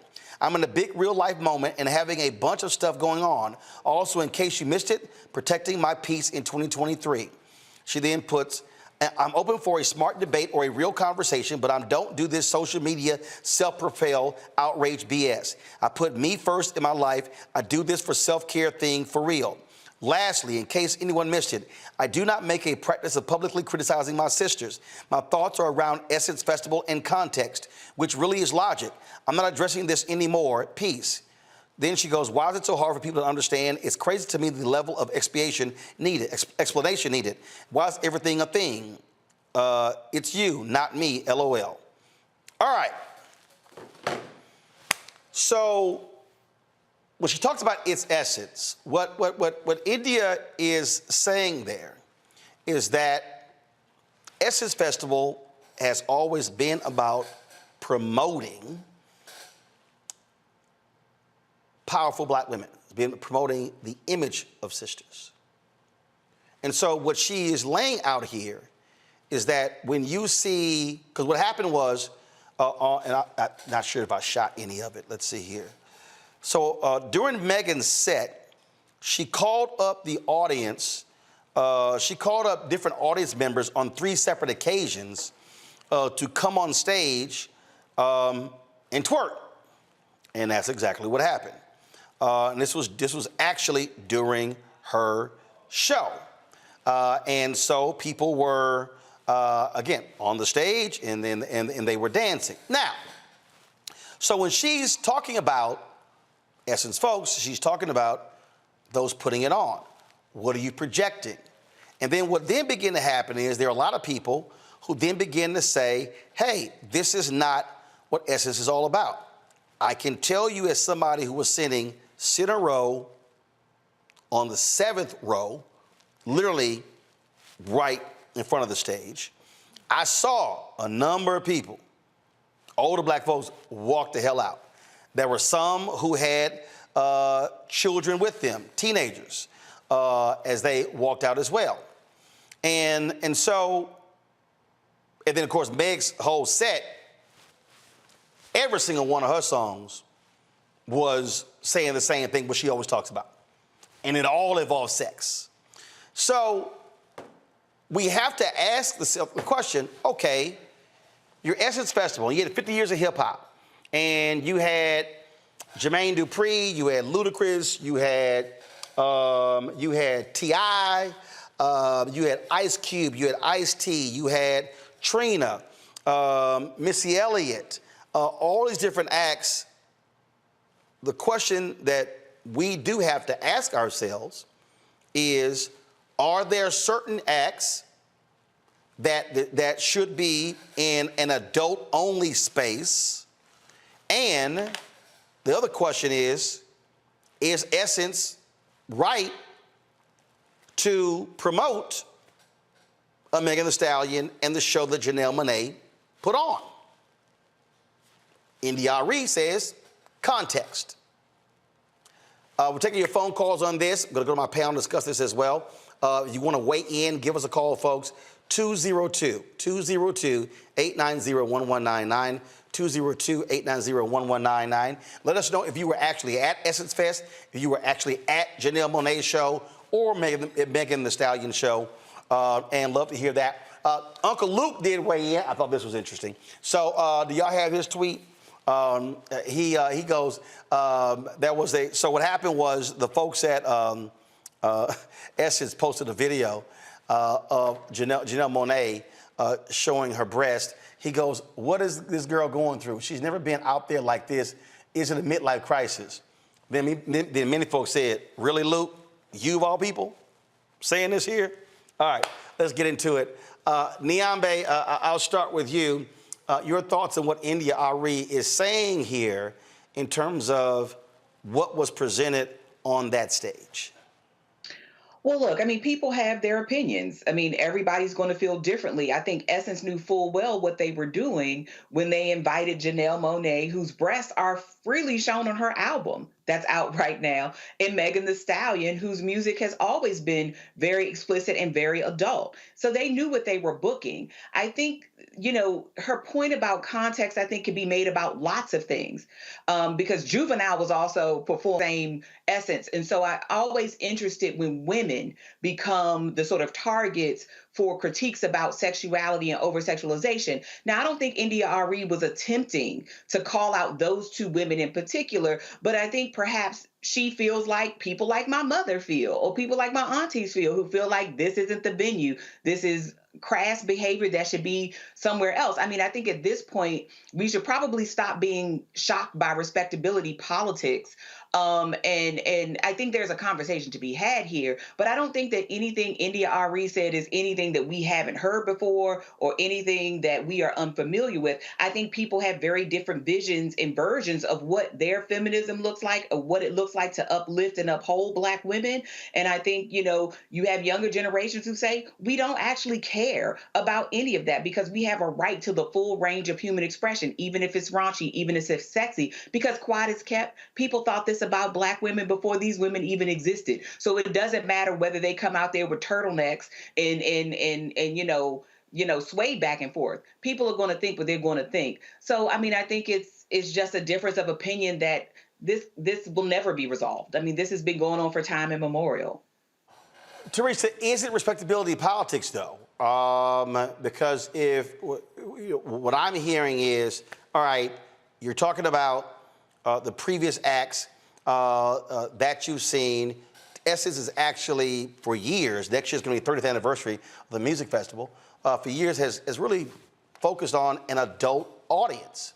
Now you're talking about really a 25-54. So now the question, and obviously, in order to remain relevant, then you still are having popular artists today. So the question then becomes, is this a culture clash between generations, or is it a question of saying, okay, because look, I remember Janet Jackson had her show, which was very sexually provocative on stage, but it wasn't as in your face, if you will, with the language as Meg Thee Stallion. And I can compare those two, because I was at both, I've been at Essence the last 15, 16 years, and I remember the Janet Jackson set. Well, personally, I grew up in a very traditional household. So some of the ways, that women are carrying themselves in the music industry, for me, it's just a little bit of distasteful. I feel like, I'm in my 30s. So part of the music that I love was the R&B, the soul, the classics, the India, the Aries, the Erykah Badu's. And so that type of music actually was empowering. I think, some of the abilities that and the representation that Essence Fest, which was #RatchetFest, that happened. The comments, I was going back and forth. I mean, personally, again, I'm uncomfortable with, some of the actions because, again, I have men look at me as a beautiful Black woman and think that I am almost like some of the artists that are doing these twerks and expecting me to do whatever, right? They may not be saying it out loud, but some of their attentions are guided towards that practice. And so I would probably say those, the newer generation, yes, they are finding themselves differently. The music is very different. We are rarely hearing music that, is about uplifting and empowering. You may get a line or two out of these nuanced artists, but if we were to go back to basics and we go, to real sold out concerts and what it looked like, it wasn't, all this, sex everywhere, right? And so I think going to your questions about intergenerational pretty much communication with this culture war, not war, but communication may actually look like between the old Essence and maybe the new day Essence. I'm sure Essence is just still trying to find a balance on what that looks like, but we also have to remember the type of artist that has been coming out in the last 10 years, right? And what's been trending. And these type of artists are, some of them are just getting play because they have the most social media followers and now they end up on the main stage versus actually creating music that was really inspiring. So for me, I was, I'm good on both of them.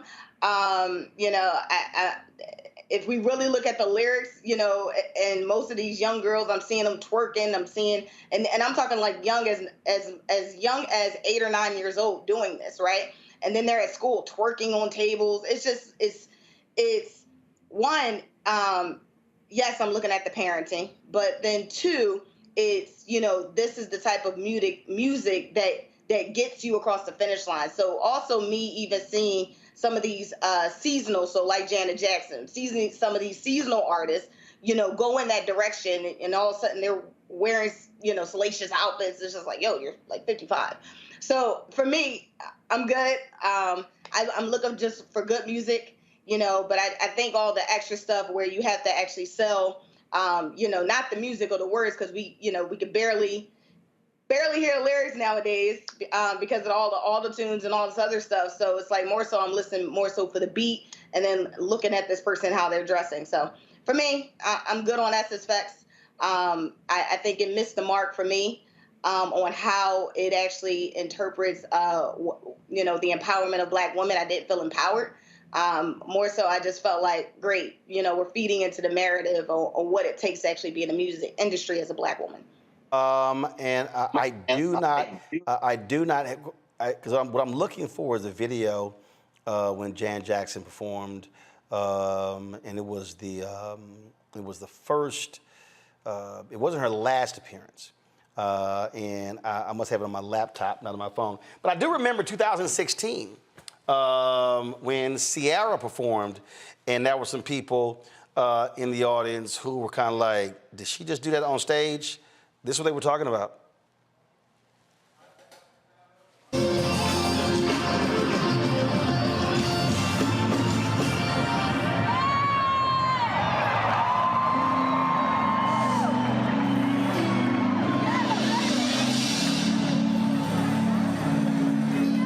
One of the things here, Larry, is artists on stage who are performing.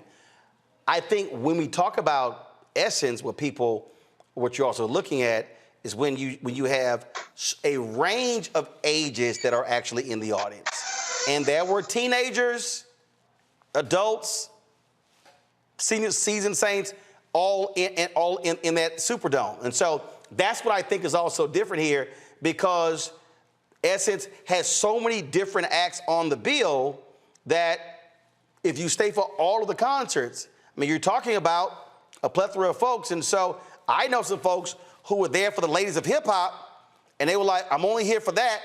And then they bounce the later you got into the show. Roland, I've been to Essence a few times, and you're right in terms of the acts that they book. It's for different generations. You like Frankie Beverly and Mays, formerly known as, or if you like Keith Sweat.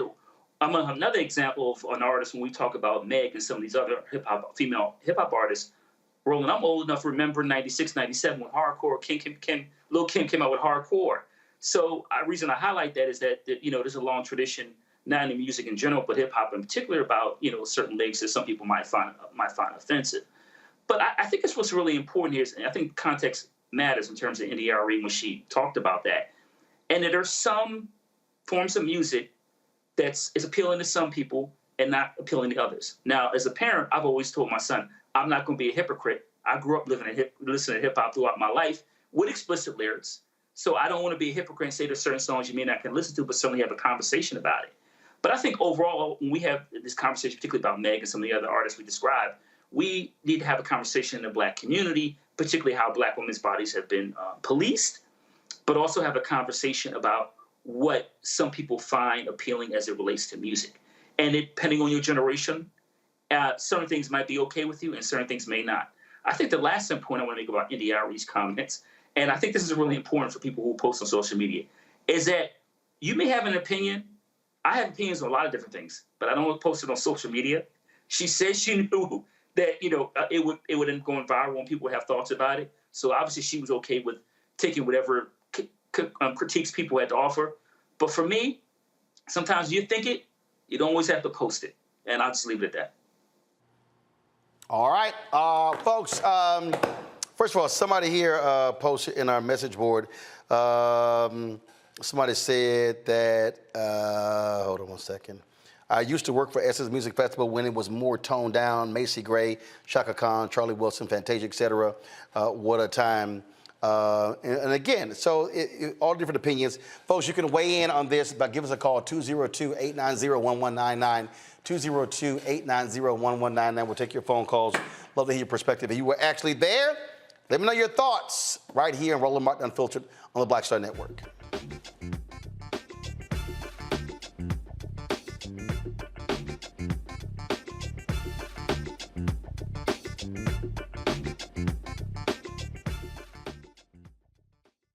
Hatred on the streets, a horrific scene, a white nationalist rally that descended into deadly violence.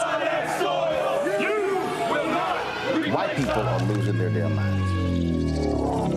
as an angry pro-Trump mob storms the U.S. Capitol. We've seen We're about to see the rise of what I call white minority resistance. We have seen white folks in this country who simply cannot tolerate black folks voting. I think what we're seeing is the inevitable result of violent denial. This is part of American history. Every time that people of color have made progress, whether real or symbolic, there has been what Carol Anderson at Emory University calls white rage as a backlash. This is the rise of the Proud Boys and the Boogaloo Boys. America, there's going to be more of this. Here's all the Proud Boys, guys. This country is getting increasingly racist in its behaviors and its attitudes because of the fear of white people. The fear that they're taking our jobs, they're taking our resources, they're taking our women.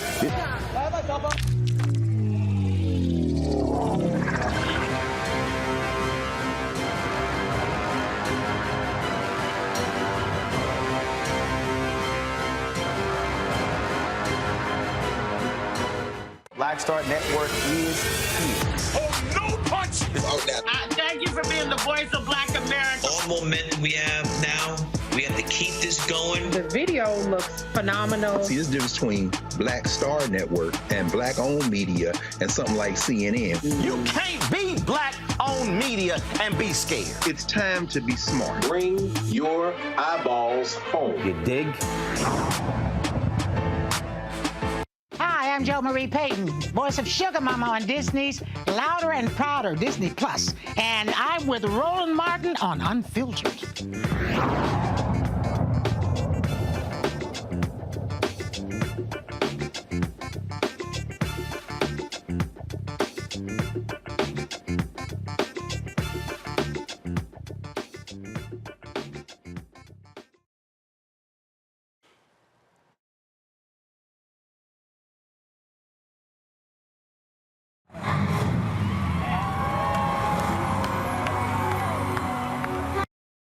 That was some of Meg Thee Stallion on Sunday night at Essence. Folks, again, have been talking about it. Was it too much? Was that improper for the Essence Festival stage? Does it actually speak to black female empowerment? Also, Janelle Monae with her show that some deem to be highly sexual as well. Yvette Thomas, Oklahoma City. Yvette, you're on the air. What's up? What's your comment? Yes, my name is Yvette Thomas from Oklahoma City, and I think it was totally inappropriate. I feel that women should leave something to the imagination. That's sexy, that's alluring. What they're doing is trashy. I think it was disrespectful to the legacy of Essence, and I think that it's doing nothing but perpetuating the stereotypical assertion of that's given to black women, so it's just trash. It's nothing to me but a pornographic prostitution, live pornographic prostitution show. They're giving the audience the porn, and they're prostituting for the record label, and they're degrading themselves and all black women. Black women are black queens that should act regally. Thank you.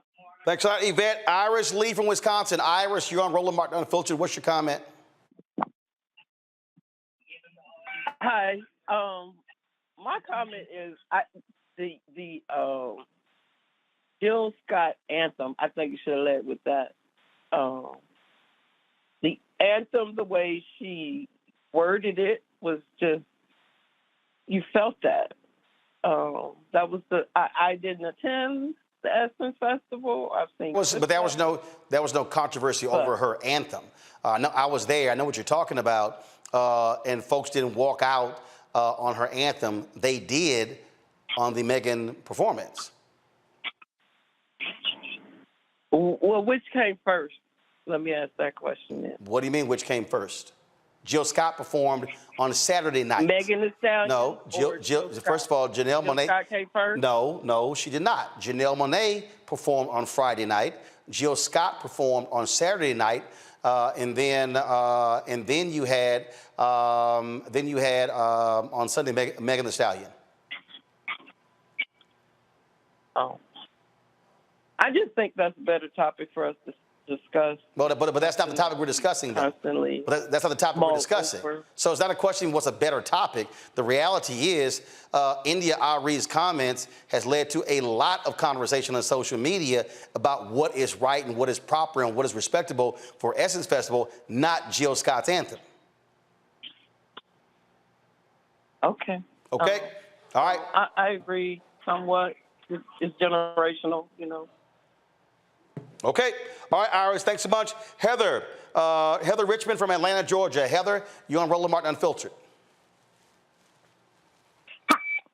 Hi, I wasn't at the festival, but I did watch it on Hulu. I think the bigger issue is Essence is trying to figure out what they want to be when they grow up or go forward. I did read that Hakeem Holmes, who's now the VP of the festival, is 29, and he's trying to appeal to a younger audience.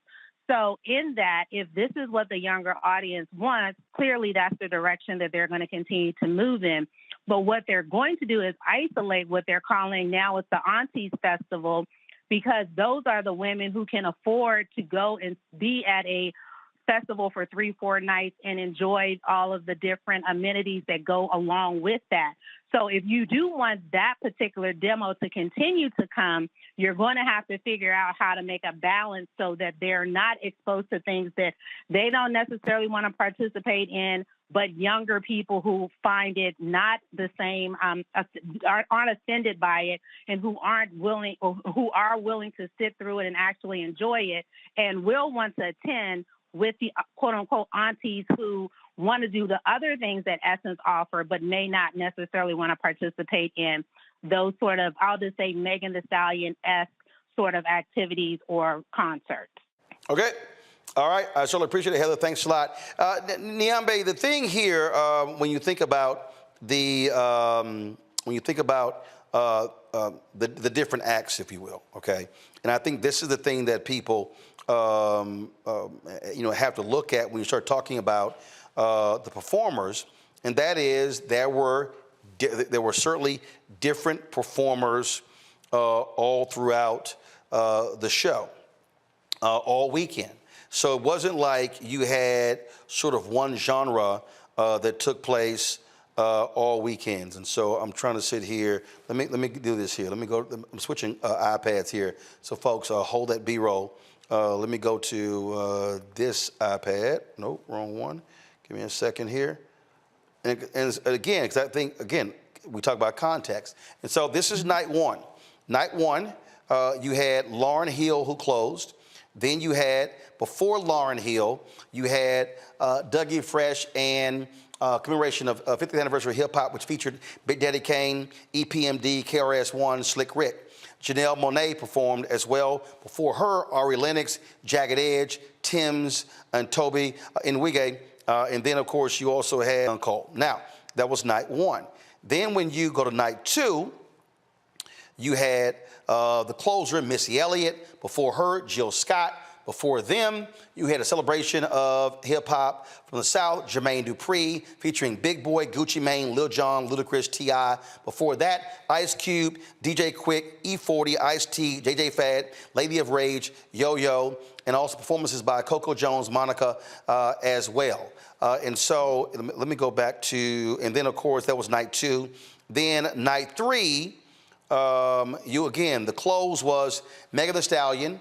You had Wizkid before her. Then you had this curation of the celebration of hip hop by Angie Martinez, which featured Eve, Mia X, Remy Ma, Salt and Pepper, Trina, and then performances by Kiss Daniel, Mooney Long, and others. And so I guess here, bottom line, and this is how a lot of people actually do this, Niambe. They like some artists, and what they'll do is they'll stay to watch them, and then they'll leave and go get something to eat or go to a suite or go somewhere else, and they don't like the particular artist, and then they actually might come back. And so that's also how a lot of people also operate when they're there. I can tell you what typically happens, those early shows, I would say anything from 7 to 9, especially in the front sections, damn near empty. But most people are coming there for the final 3 acts, And so it varies as to how people, so you have all of these different options based upon your musical taste. You don't actually have to stay for all of the concerts. Absolutely. And what is not for you is not for you. I think it's interesting, again, that we picked out these two young women to clutch our pearls. But when you read that list of everyone who was there, multiple people on that list, men included, had very sexually explicit lyrics. Now, if this is a conversation just about that, then that's a conversation we should have. I think it's convenient, right, to talk about the sexiest, the most sort of provocative. But if we're going to have a conversation about the sexualization of Black people and Black women in particular, then let's have that conversation and sort of not pick out these two artists as the sort of scourge of the Black community, if you will. And I'm not suggesting that India Arie was trying to say that. But yes, I mean, people will call them trashy people. I mean, like the caller did, people will call them all kinds of things. But again, it's all about what your taste is. And if this is not for you, you shouldn't go see them. And I'm not suggesting that you shouldn't be able to go to any of the concert. There clearly were a lot of different kinds of artists to select from if it was your fancy. But again, Meg Thee Stallion and Janelle Monae and some of these other people are not making music for everybody. I too am young enough to remember when hardcore came out and we had the same conversations about Little Kim and Foxy Brown.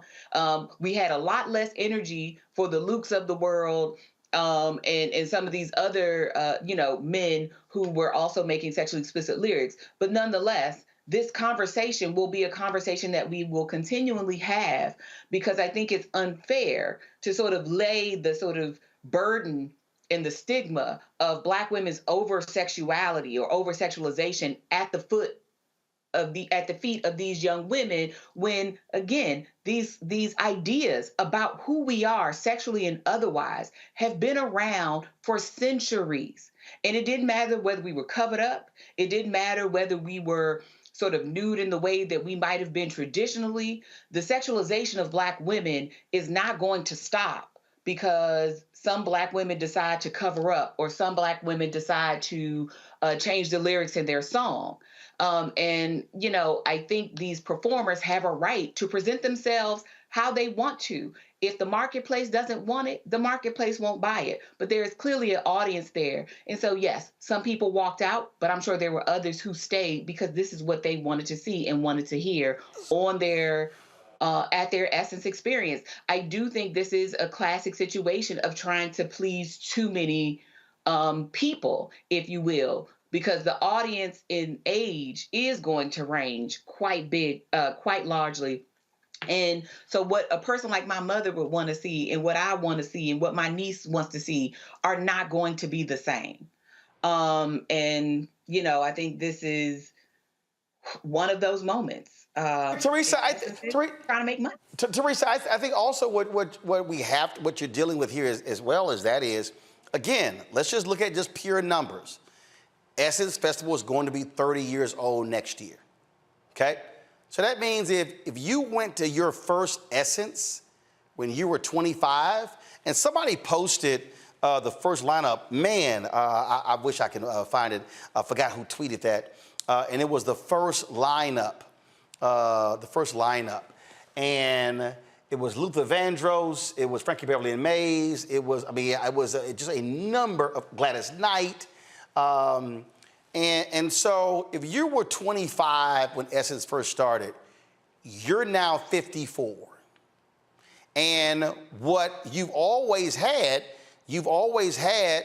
adult R&B artists. Then in the last several years, then you've seen Chance the Rapper, you've seen Kendrick Lamar, last year Nicki Minaj closed. And so you've seen a migration of those artists. You had the compilation of Bad Boy, you had the compilation of Master P and his group as well. And so the issue that Essence has to deal with, you have extreme loyalty from a whole bunch of people who've been riding with you for a long time, who've been buying tickets, but you also want to have a 40th and a 50th Essence Festival because it generates 90% of the profits for the company. You're right, and that's the question they have to answer. I mean, but if you were to do a recap video from the 25 years ago till today, of what we just saw at Essence Festival, it's two different reactions. Like, I'm not, coming to a concert to look at people shake their behinds all day. It's not making sense. If I wanted to do that, I could probably just go to a strip club or something. But I think the essence of Essence Festival for me was that bold, beautiful, saturated music, that really touched souls. They had, really good artists. They had really good conversations. And I think now it's more so, I'm looking at artists that more so look like performers than the artistry of it. And so for me, like I said before, I'm standing, and I was getting some text messages about this, just like, oh, you need to express yourself more. And I'm like, I am being expressive just with my clothes on. So I think there's, as Essence is trying to figure out, the best way to figure out, maybe it's Essence 2, right? Essence Fest 2, like for a younger generation. But I think the original Essence Fest, they need to stick to brand and messaging. Because, audience, even the age bracket, I'm sure I'm not alone when I'm in my 30s, still hoping and wishing that we still had that, like bring her, she's a great artist. There's other artists that aren't doing what we just seen that are really, streaming charts and really, impacting a little differently than what we are. So I just think Essence Fest should really just be the example of what they used to graduate to in order to reach another audience. I'm going to come to you in a second, Larry. I want to go back to the phone lines here. Terrence Jackson from South Carolina. Terrence, what's your comment? So me and my wife were actually talking about this. We were in attendance at the Essence Festival. And number one, the concert is just way too damn long. Getting out at 2 a.m. in the morning, 2:30 in the morning. Honestly, like by the time you got to Sunday, I honestly think that the majority of people that were walking out, they were just tired. I think the Lil Wayne surprise concert just kind of like wore a lot of people out. But if you go back to Saturday, even like in the seats and everything, you saw all different types of women that were kind of twerking and backing it up in their seats. Pretty much everybody was vibing. So I really think that we just need to be open to how women have evolved. And there's different kinds of women. You could see that there were like different age groups of women and men that were there at the concert, which this was our second time attending the festival. We saw more of like our age group. I'm 38. My wife is 36, but you saw more like mid-20s, early 30s that were there. And so there were people that were vibing with Meg Thee Stallion on Sunday, even though we left, but we were just tired at the end of it. But it was a good time. I just think people just need to be open to like where we are all going, and we're just not the same. And there's different musical tastes for everybody. But, there was a vibe for anybody that came, just like you mentioned earlier. The lineup was so diverse that you could literally pick and choose who you wanted to see and how you wanted to see them. All right, appreciate it. Thanks a lot. But let me say this about all the people who are complaining about it going long. We're going to go to a break. We're going to come back. Y'all, this ain't the first damn time Essence Fest been long. It's not. Listen, the first concert starting around 7, okay? The last one's going to end around 1:30. You don't have to stay there all 6.5 hours. You don't have to, okay? And so if you actually want to stay all 6.5 hours, take your ass to sleep, take a nap. I've been going 16 years, okay? And I've been there from the beginning to the end. I didn't leave early either night. I left early last year. I thought Nicki Minaj, I couldn't deal with the lip syncing. Sorry. But again, that's what you're dealing with here. So y'all, the whole point of diverse lineup is to give you lots of options. I know a lot of people who said, yo, I'm skipping Friday night. I don't want to see Lauren. I don't want to see Janelle, but I want to be there for Missy. And so those things happen. And so this is what happens. The reality is you cannot have an event that's going to please everybody when you're talking about multiple demographics, even among African Americans. But I also think India Arie is also talking about, when we keep talking about the music and the festival, she's also talking about the music industry and what is being presented. So hold tight 1 second. We'll take more of your phone calls, 202-890-1199, 202-890-1199. I got a question for Larry when we get back as well. Folks, you're watching Roland Martin Unfiltered right here on the Black Star Network. Missy Elliott, man, she did it. Here's some more of the video of her show, y'all. It was just crazy, her show. Let's go to it. Come on, click. Thank you. It was crazy. I mean, just absolutely just crazy. If you watched it on Hulu, it was fantastic, y'all. And so, just phenomenal show. And again, her show was different from Jill Scott, which was different from Dougie Fresh and the Hip Hop Cats. And so that's how it is. All right, folks, we'll be back on Roland Martin Unfiltered on the Black Star Network. My early days on the road, I learned, well, first of all, as a musician, I studied not only piano, but I was also drummer and percussion. I was all city percussion as well. So I was one of the best in the city on percussion. There you go. Also studied trumpet, cello, violin, and bass, and any other instrument I could get my hand on. And with that study, I learned again what was for me. I learned what it meant to do what the instruments in the orchestra meant to each other in the relationships. Right. So that prepared me to be a leader. That prepared me to lead orchestras and to conduct orchestras. That prepared me to know to be a leader of men, they have to respect you and know that you know the music. You have to be the teacher of the music. You have to know the music better than anybody. There you go. Right, so you can't walk in unprepared.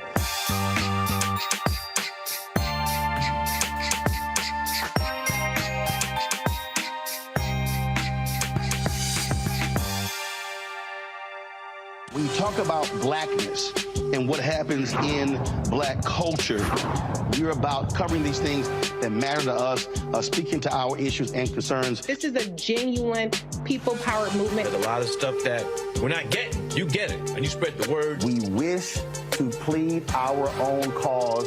Too long have others spoken for us. We cannot tell our own story if we can't pay for it. This is about covering us. Invest in black-owned media. Your dollars matter.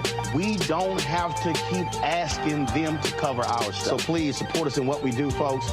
We want to hit 2,000 people, $50 this month, raise $100,000. We're behind 100,000, so we want to hit that. Y'all money makes this possible. Check some money orders. Go to P.O. Box 57196, Washington, D.C. 20037-0196. The Cash App is $RM Unfiltered. PayPal is R Martin Unfiltered. Venmo is RM Unfiltered. Zelle is roland@rolandsmartin.com. Hi, my name is Freddie Ricks. I'm from Houston, Texas. My name is Sharon Williams. I'm from Dallas, Texas. Right now, I'm rolling with Roland Martin, unfiltered, uncut, unplugged, and undamn believable. You hear me?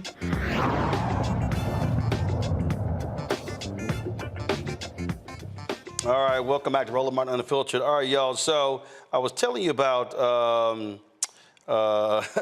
it was Mark Morial who tweeted out the original lineup. He was the mayor of New Orleans when it happened, y'all. And so, again, I just want to put, for the purpose of the context, I'm going to go to Larry, then go to the phone calls. This was the original lineup. Are y'all seeing it? This was the original lineup at the first Essence Festival 29 years ago. This was it right here. As you see, y'all, you had Luther Vandross, Gladys Knight, Patti LaBelle, Anita Baker, Boyz II Men, Barry White, B.B. King, Mary J. Blige, the OJs with Gerald Levert, Aretha Franklin, Maze featuring Frankie Beverly, Earth, Wind & Fire, Gerald Albright, and Aaliyah. So, Larry, looking at that, Aaliyah was the youngest person performing. If you want to talk about what was appealing to a younger audience at that time, obviously, Boyz II Men, but this is sort of what they're up against. You've had this allegiance from grown folk who've grown up with R&B music, and you just sort of have a clash of taste, if you will, Larry? I think what's interesting about that list, and we talked about the individuals that performed the last a couple days ago, is also it kind of talk about the black community and black music in general, which is always evolving. So I didn't see any hip hop artists on that list, which is interesting. And now you talked about it is essentially, obviously, with the 50th anniversary of celebrating hip hop. So obviously there's a focus, but also anchored in some of the more recent hip hop artists in terms of Meg and some of the other folks that you mentioned. Remember, this is 1995. Remember, this is 1995. I mean, even though hip hop, I mean, let's just be clear. Who are you? Look, if we really want to have this conversation, it's a lot of places they were not trying to have hip hop artists. There's a certain crowd they did not want to have there.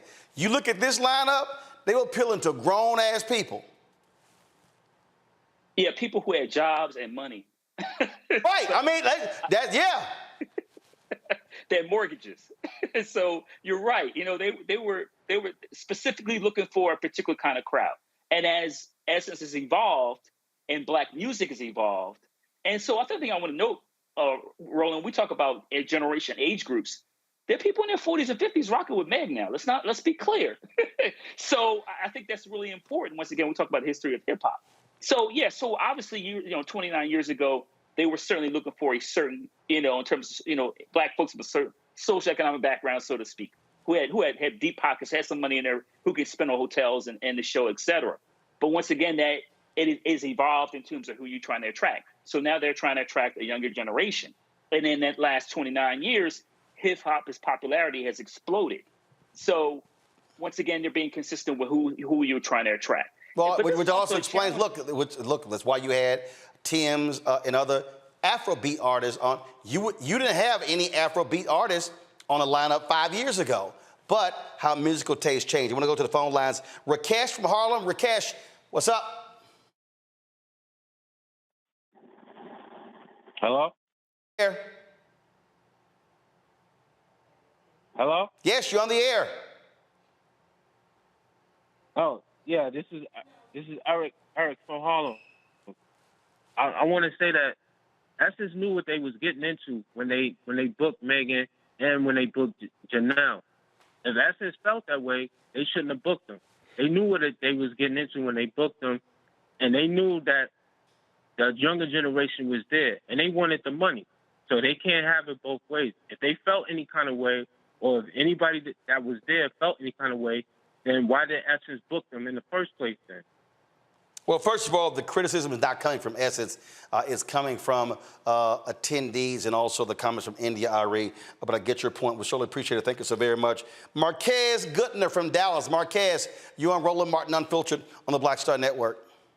How you doing? How you doing, Roland? Doing great. My thought is the line. It seems like year after year they keep pushing the line. So what's going to happen when some young brother is up there on stage and he pulls out something that is not expected to be pulled out? It seems like that's where. Hold up. Like what? A joint? Because guess what? Lil Wayne, his performance. No. He lit up he lit up on stage. Right. Well, I'm not talking about a job. I'm talking about the sexual orifice. I got it. Well, guess what? That belongs. Guess what? Janelle Monae showed her areola. Lil Wayne performed with his shirt off. Okay. I'm telling you, hold up. I'm talking about the jump. You think I'm lying? Let me find you a photo. But that's where it's going. That's where it's going. Okay. I think that's we're gonna be shocked one day when that happens, and so, what are people? How are people gonna react when that happens? Got it. Because you just see it coming. All right. Yeah. Marquez, thanks a lot. Bill Smith from California. Hey, Bill. You're on Roland Martin Unfiltered. This is a very important topic. Can you hear me? Yep, you're on the air. Go ahead. Sorry. My feelings on this subject is this. I don't think this. I think India Arie is absolutely correct. This is not for everybody. We got black people, young black people out here trying to raise children. Our black people are up against enough trying to raise children. Well, I would be willing to bet there are not very many few black people out there that would allow their children to be twerking at 13, 14 years old, putting their breasts out, this and that and the other. A short story. My son I have two grandkids. One of my grandkids was here one day, and it was singing a song, and he was 3 or 4 years old, and he happened to say, "Back your ass up." My grandson turned around and wanted to jump all over him. I said, whoa, time out. Where did he get that from? You're the one playing the music. You know, so, I mean, I'm not against this. They could have this, but there should be a time and a place for everything. They should announce, this is going to be a hip-hop show tonight. This is going to be this tonight. And so parents say, oh, no, we're not going to the hip-hop show. Then the kids come home, they want to sneak on their phones and watch this crap and so forth and so on. It's not good. Thank you very much for allowing me to express my opinion. Appreciate it. All right, thanks a bunch. Go to my iPad. This is Lil Wayne performing with no shirt on. So just want to let y'all know he was showing his areola as well. Rob Jennings from Benton Harbor, Michigan. Rob, you're on Roland Martin Unfiltered. What's up? All right. We got a couple of calls that I want to go to. I mean, look, the thing you said, Niambe, is very clear. I mean, literally in the history of music, there have always been this, there's been this discussion. Hell, gospel music. There were folk who said, Thomas Dorsey, what are you doing? And then when the Winans did their music, what are you doing? When the Clark Sisters hit song was a club hit during the disco era, folks said sacrilegious. You've had that. I just think what you're dealing with here, when you have an event where you have multiple generations, you're going to have that clash, especially when for a long time, you can always count on there being R&B artists who didn't shake that ass, who didn't use lyrics like, look, I've said, like, literally, I did, I'm gonna tell you right now, I did crack a joke around the folk around us with Megan performing. I said, hey, does Megan have any songs where it don't involve beat the pussy up? Yes, I said that. Because that's like literally, we were sitting there and I was cracking up laughing. I was kind of like, do all the lyrics sound the same? And the folk, we were all cracking up laughing. But that's literally her style, who she appeals to. Her songs are not like a multiple range of Beyonce. That's not her lane. It's not. But I also think, look, I think it's interesting that people clutch their pearls over rappers in particular because there are very explicit R&B songs. They sound different to the ear, perhaps even nicer. But they don't use the explicit language. But when Aaliyah says age ain't nothing but a number, throwing down ain't nothing but a thing, what was that about? Because the 95 Aaliyah was married to a Robert Kelly who was an adult man. Yeah. So we can talk about, I'm just saying, there are ranges of things that we can discuss. Yes. We can kind of opine about a time when it was kinder and gentler, but the music of 1995 was still very sexual. I remember listening to Doggy Style in my mother's car, getting in trouble because of the lyrics of Snoop songs. So I just think we have a long-standing discussion that comes up year after year. But in this event in particular, I think people do feel a certain kind of ownership around it and feel like there should be borders, right? That this is an uplifting women empowerment event and these people don't fit. But I think while we're doing that and pointing our fingers, we have to be very careful not to reify these same stereotypes and to do the good woman, bad woman thing. I don't think that's helpful either. And I don't like the language that people are using to talk about these people because one,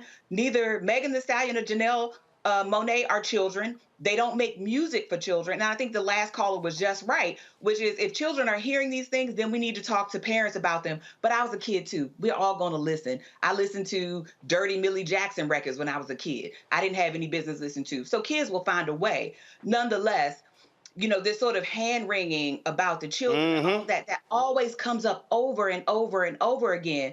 But again, the lineup was announced in advance. People knew who were going to be there. People had an opportunity to listen to their music in advance and say, I don't want to participate in this. This is not my crowd.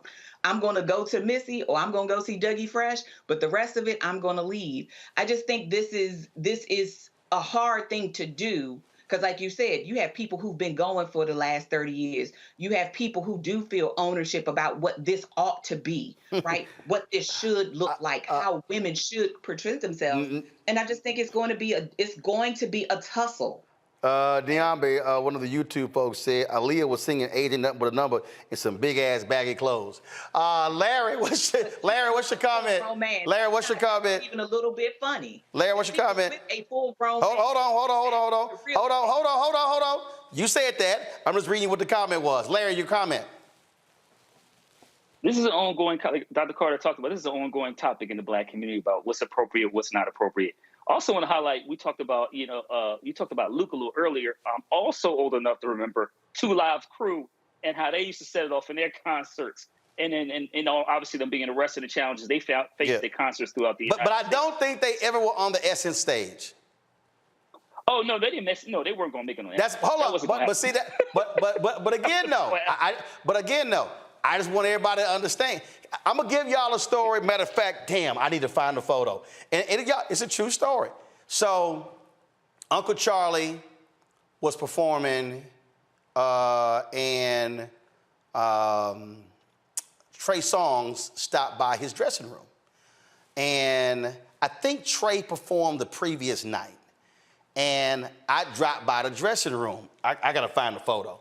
And so I was, of course, I was clean. Uncle Charlie was clean. And so Trey Songz said, man, both of y'all clean. And this is exactly what Uncle Charlie said. He said, Trey, it's some grown ass people out there. He said, and when you sing in front of grown ass people, you need to dress like you talking to grown ass people. Because Trey had on some jeans. I think when he performed, he had a wife beater on the stage, which he took it off. So the following year, Trey Songz was back. Trey came out in a tuxedo.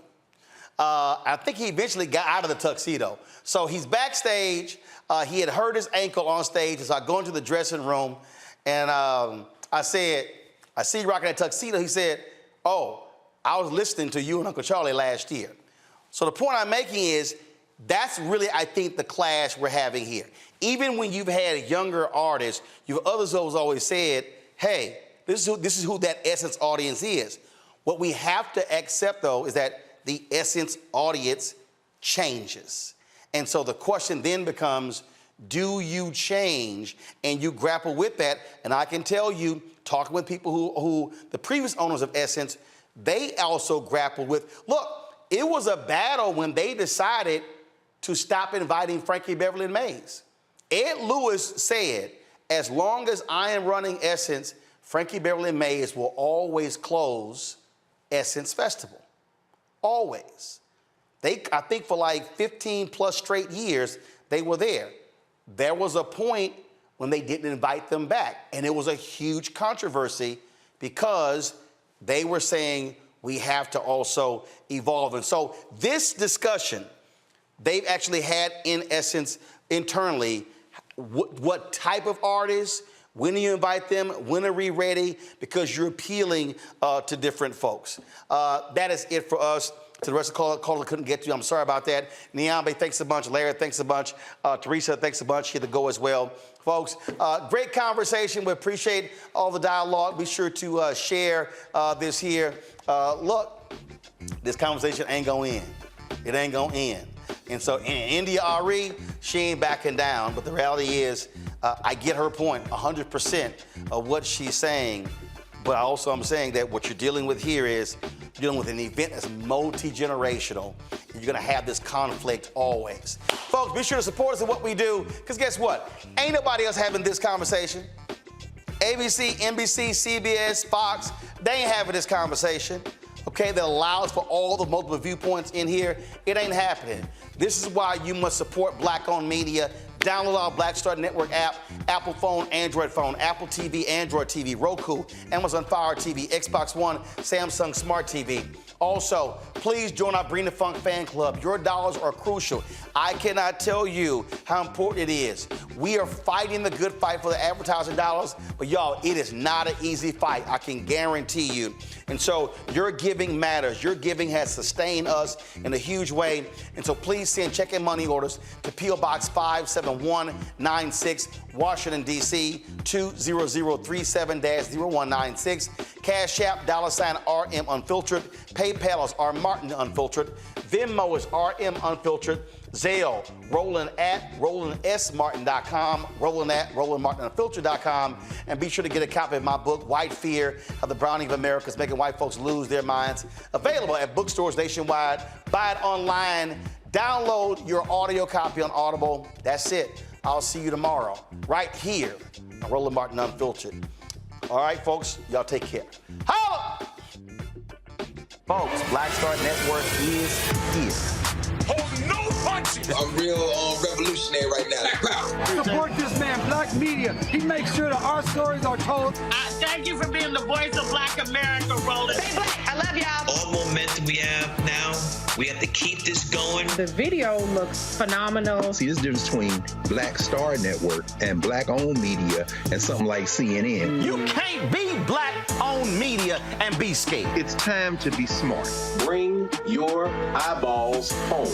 You dig?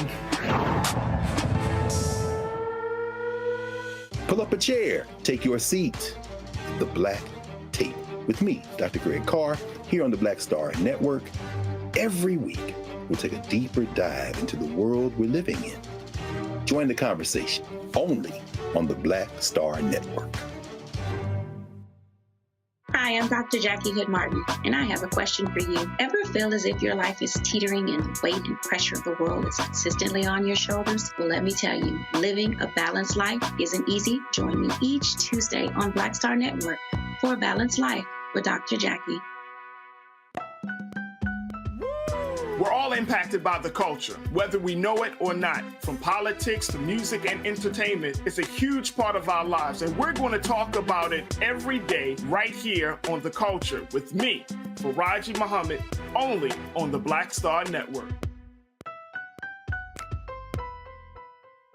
I'm Deborah Owens, America's Wealth Coach, and my new show, Get Wealthy, focuses on the things that your financial advisor and bank isn't telling you, but you absolutely need to know.